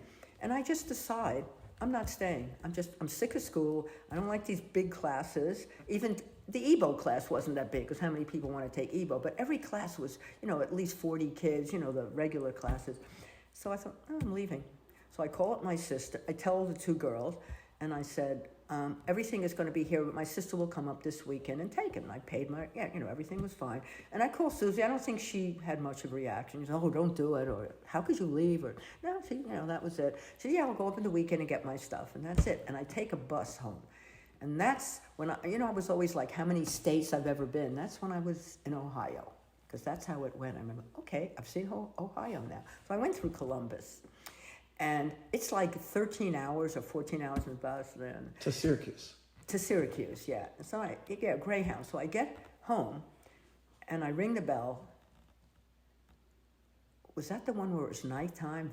No, I don't ring the bell. I have a key, because, you know, I had come home from Africa. When I came on the bus from Africa, it was during the day. But this time it was nighttime, and I stupidly used the key. So what do my parents think? Somebody's breaking into the house. I never even thought that.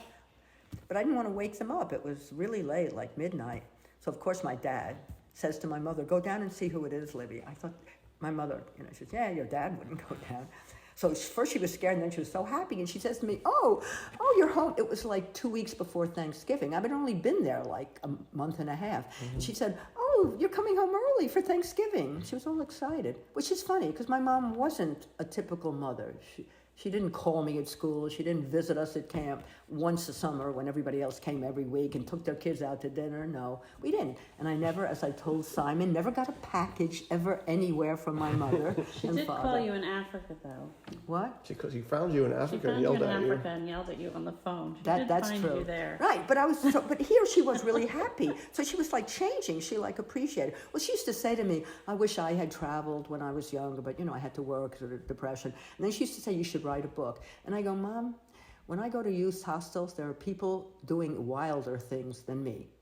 Truly, they always had someone with them. But I said, people are going everywhere. It was just a start, you know, of people, you know, going to Thailand and everything. So I said, I'm not doing anything that amazing. When you're there, you see tons of people doing it. But, you know, I used to write her long letters too. And because I saved them, you could use them in a book and all this stuff. So I get home, and she says, oh, home early. And I go, Mom, I'm not going back. And she was so just, oh, I thought you'd get, a master's and then a doctorate, my student, Well, they were teachers, but, my student, because I always loved school.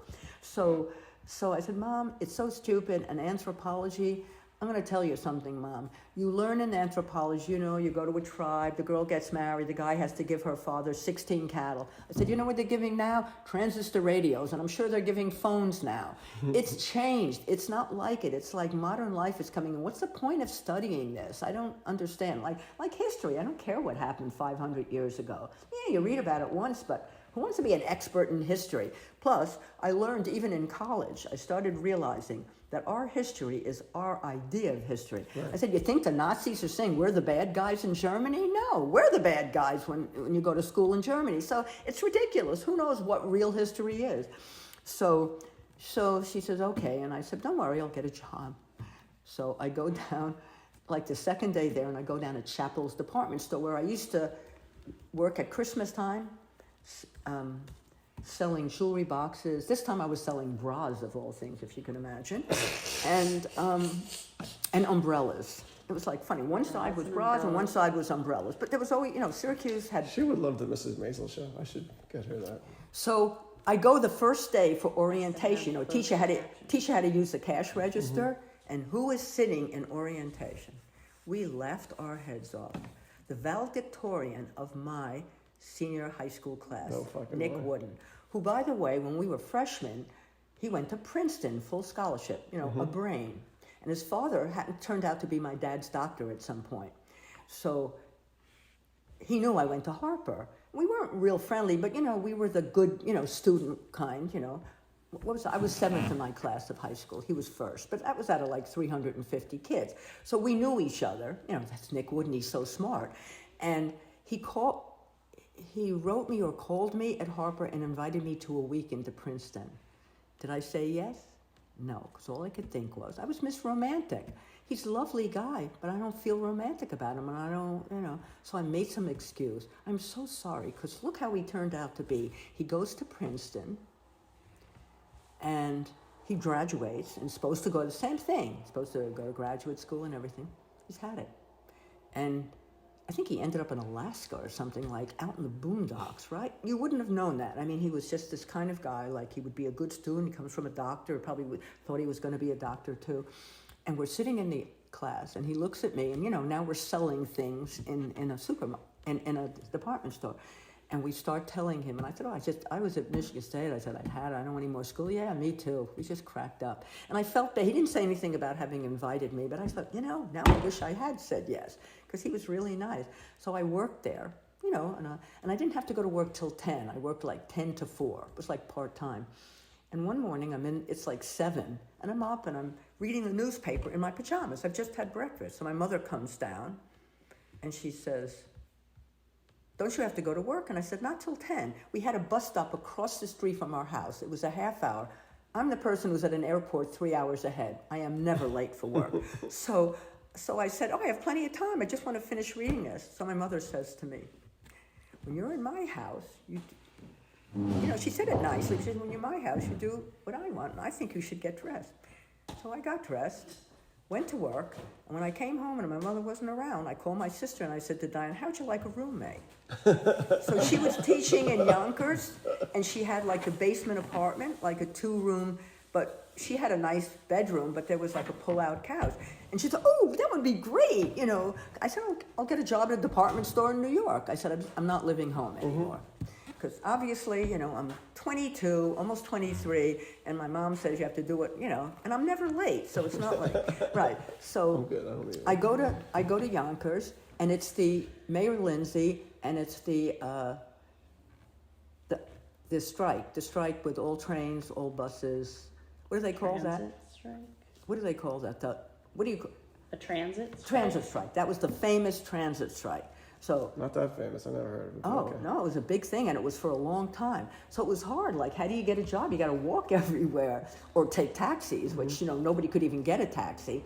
So I went to one of those places where they find a job for you, those job things. So I had to take a typewriter thing, right? So I had taken typing in high school, but in the middle, I broke my elbow. So that was the end of the typing. So I lost everything that I had, I used to type with all my fingers. So now I'm like this, right? So I do a typing test and, I'm like 20 words a minute. It's like hopeless. But they find a job for me in Macy's, foreign office. So I'm not selling. I'm up on the 11th floor, the big Macy's. Yeah.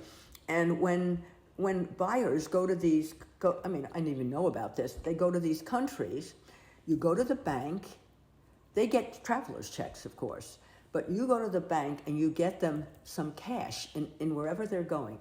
So they would go to Italy, they would go to Thailand, France, that's what I remember mostly. Not England, I don't remember ever sending, so it was France, Thailand, and you have to give them some cash so they could pay for the taxi, You know what you used to get? $10 worth. So I'd get $10 worth of lira, $10 worth of francs, and $10 worth of bahts. And that's how I knew what Thailand has, B-A-H-T, bahts. And I would walk across to one of the banks and get it, and then I'd come back, and my job was to type at, 20 words a minute, their itinerary. They stayed, I know all the best hotels in Venice or in Rome, because they stayed in the Gritty Palace, the real expensive hotels. So it was great being a buyer, I guess, and that's what I did. And my boss was this tall guy named Mr. Voyer, Albert Voyer. And one day he calls me into his office, and I thought, oh, maybe I'm not working fast enough or something. And I loved working there because all the people, there was a lot of Irish girls working there. And so one of them invited me back to her house, and they were all rooming with these stewardesses from Aer Lingus, the Irish thing. And that's when I found out, the roommate was home, and she said, oh, I gained a half a pound. That's it. I'm not allowed to fly. It was terrible. They would weigh them every week. What? And if you were one half, in those days, in the old days, you didn't find middle-aged ladies like you do on the thing. They were gorgeous, especially the Asians. They looked like dolls, You had to be perfect. And she said your weight every week. See, they wouldn't get away with that now. And so she was a half a pound over, so then they don't let you, and you're not being paid. Right, so that's when I found out about that. So anyway, Mr. Voyer calls me in, and I don't know why he called me in then. I thought, did I do something? I was sort of nervous, but he had been very, when I met him once, because I worked in the big office there. And he said, Madeleine? And I said, yes. He said, no, I'm not going to criticize anything. He says, I've just been looking at your application. He said, I would say you are very much overqualified for this job. He said, what are you doing here? Which was sort of, that's interesting that he would say that. Yeah. He said, I still always believed he wasn't happy with me because I wasn't the fastest typer. You're overqualified for this one, but you're not doing great here. This is his way to get rid of somebody. Yeah. So he said, I do the same thing with camp counselors. Oh my gosh. I was sure he did, but that's how I always look at things that way. And he said, you're really overqualified. He said, why don't you look for work that's more of what you like. When he was asking me about things, I thought, I love languages. He said, so I remember trying to be a UN guide. Forget that. You've got to be bilingual. Yeah. You can't just, know French. And so I didn't get that job. So what do I end up? Mr. Voyer, I should have let him know. I become a waitress at Seniors. That's a Jewish restaurant.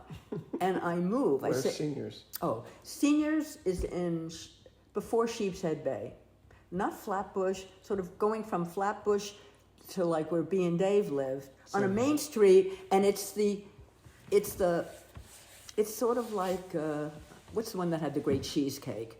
In Juniors. No, well, it's like Juniors. That might have even been the same man, but I'd never been in Juniors. No, but the one in New Jersey with the great cheesecake, where I also worked. Oh, the Claremont Diner. The Claremont Diner. It was like that. Good, lots of food. I wouldn't say expensive, but people came and ate a lot, and so their bills were big. And I'm not good as a waitress. And it wasn't trays like I was used to. I could do trays it was up your arm. So I could but I never felt confident. It's very hard work. These women who work there their whole life, they make a lot. They made tons of tips because they always got the good tables. But it's hard work. It's horrible. And so... Bay Ridge. That's where my friends lived. Bay Ridge. It's next to it was more like, Bay Ridge. Yeah, and So I said to Diane, I can't live in Yonkers anymore. So I found an apartment in Seagate. Do you remember Seagate? You know where Coney Island is? Yeah. I remember You go told to me the about very that. Yeah, end, and it's a gated community. So it used to be wealthy people, huge mansions, but now they're still wealthy people. But many of the mansions are made into apartments, right? So I got an nice. apartment on the beach for Look at you.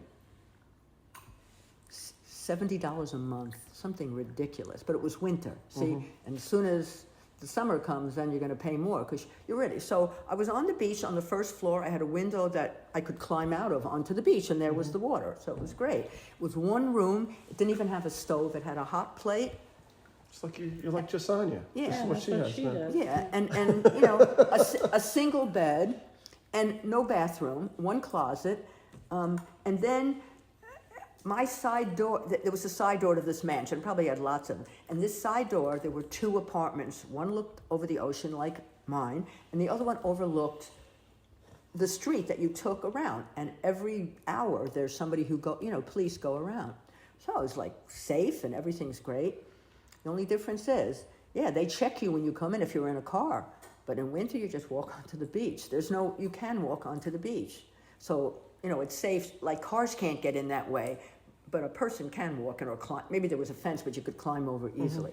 So, but I didn't know that. So I'm in there, and I've been there for a while. Oh, and meanwhile, I'm dating Bruce again. How did Bruce get back to me? Because he's still living in Brooklyn. No, I was in he's there. I'm in Yonkers with my sister, and New Year's comes. So it's the first New Year's. I've just left the college, and I've left Syracuse, and I've just been with her a little while, and it's New Year's. And I've sort of been in touch with all my old friends, Grace Rinsel and everything.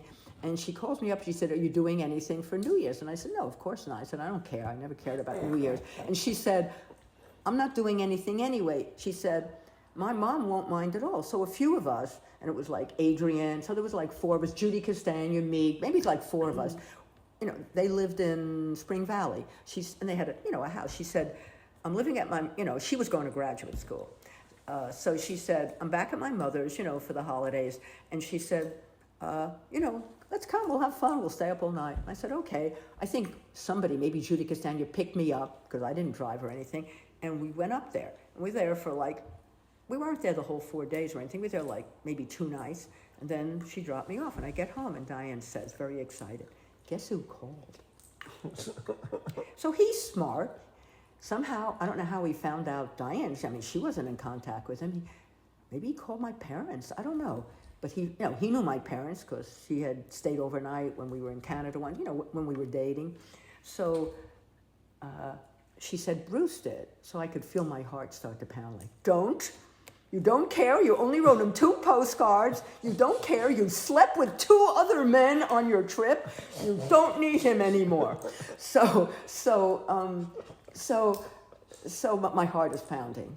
And so I said, "Oh, I'm working at Macy's or something, He said, "Oh, can I come over and see you?" So he comes over, and I'm a nervous wreck. But I could see, now he's pursuing me again, like he did at the beginning. I never pursued Bruce.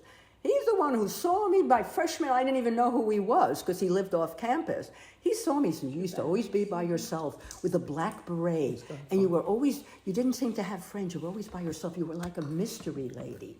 And he was so attractive. It's so funny because he's so conservative that's what he was attracted, And then I found out for someone that you had a 2.8 average at 3, so you're smart. 2.82. But it's interesting because, Jewish people, I met his mother, and afterwards he said, "My mother was very impressed because she get good marks." Well, I'm not beautiful, so she couldn't say that. So she gets good marks, better marks than you. I was in one class with Bruce. I got A and he got C. And we had this big exam, and the teacher says, everybody did horribly. So I had to, you remember what they used to do in college? The top mark becomes 100? Yeah, because it was so bad, they think maybe I made it too hard. Yeah. So I had an 86, and I was the top class, a number. So they made me 100, and then everybody goes up 14, right? So, I don't know, he ended up maybe with a low B or something. So, you know how you had blue books? It was all essays. We didn't have multiple choice in Harper. And so, sometimes you had a choice of questions. So he said, which question do you use? He said, "Oh, yeah, that's the one I use." He said, let me see what you wrote, your blue book. So he takes mine and he goes, yeah, well, I think I said the same thing. How come, I had a 70 something and you had an 86 and now it's 100. And so I said, let me see yours. And I said, Bruce, I'm sorry, you didn't explain. In essay questions, you have to explain how you got to that. Plus, I always write 20 times more, which sometimes I get marked down for. In nursing, in teaching, when I was a teacher, the guy gave me an almost highest mark and said, when I tell you that it's a 10-page paper, he said, this is an excellent, excellent paper. But when I say 10 pages, I don't mean 25 pages. But I couldn't help it. I was doing what he said. It was like comparing Aboriginal English to Black English. I had to do it culturally. And I talked about Oprah and how she sounds like a Black woman when she's talking in the audience. Code switch. Yeah, and all those, and then the grammar, because there are Aboriginal languages where they have actual grammar, like up north, it's a little different than in the desert. So I found it fascinating, and I was giving lots of examples. It said, give some examples. I probably gave 10 instead of 2. But I'll tell you, when I saved that paper for so long, because I felt good, I didn't care I didn't get the top mark. He said it was excellent, and I loved that paper. I read it. How did I do that? I was really impressed, because I hate writing papers, but that was fun, because it was like a linguistic, it was language things. So we were walking around Junkers where she lives, and we're just walking, and it's like dark out, but there was a Big Apple, I guess it's a supermarket, Big Apple. Yeah, up in Yonkers, there must have been Big Apples around, but I didn't know. I didn't know I just knew like A and P and stuff. So we're walking around, and we're sort of chatting, and I'm like very excited, but shy, and he says, and we're walking under trees. It's a tree-lined sidewalk, and he says, "Oh, there's a Big Apple." So I look up at the trees, like a big apple in a tree, because I don't know what he's talking about. So he probably was very touched by that. He sort of laughed, but he smiled, and then it's it. We start dating. All about the Big Apple. And we got big. Oh, so this is the story of my second almost rape attempt. Even scarier than the first. Well, I don't know. It's all the same. I always say that the first one helped me with the second one. Because when I said, oh, God, I'm getting another one. Some people it never happens to. Now in 2 years, I'm twice. But, Diane much, much later knew the story, both stories. And she kept saying, how did you, keep your wits about you? I said, well, I knew. And I knew you never scream. Don't ever scream, because a lot of times these people, like that guy who killed all those nurses in Manhattan, he had never even killed anybody before. But they start screaming, and he panics. You just keep your mouth shut. You actually chat with them, get their best friend, be their best friend.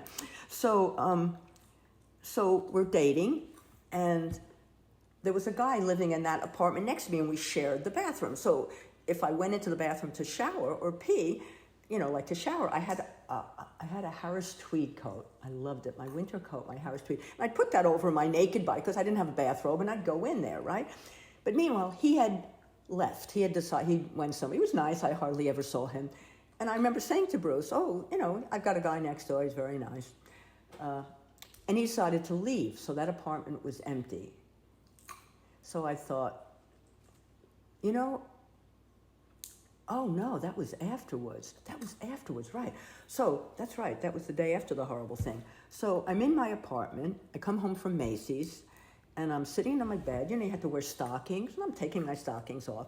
In the window, I guess there were no blinds. But it was a beach. It was winter. There was not a soul there.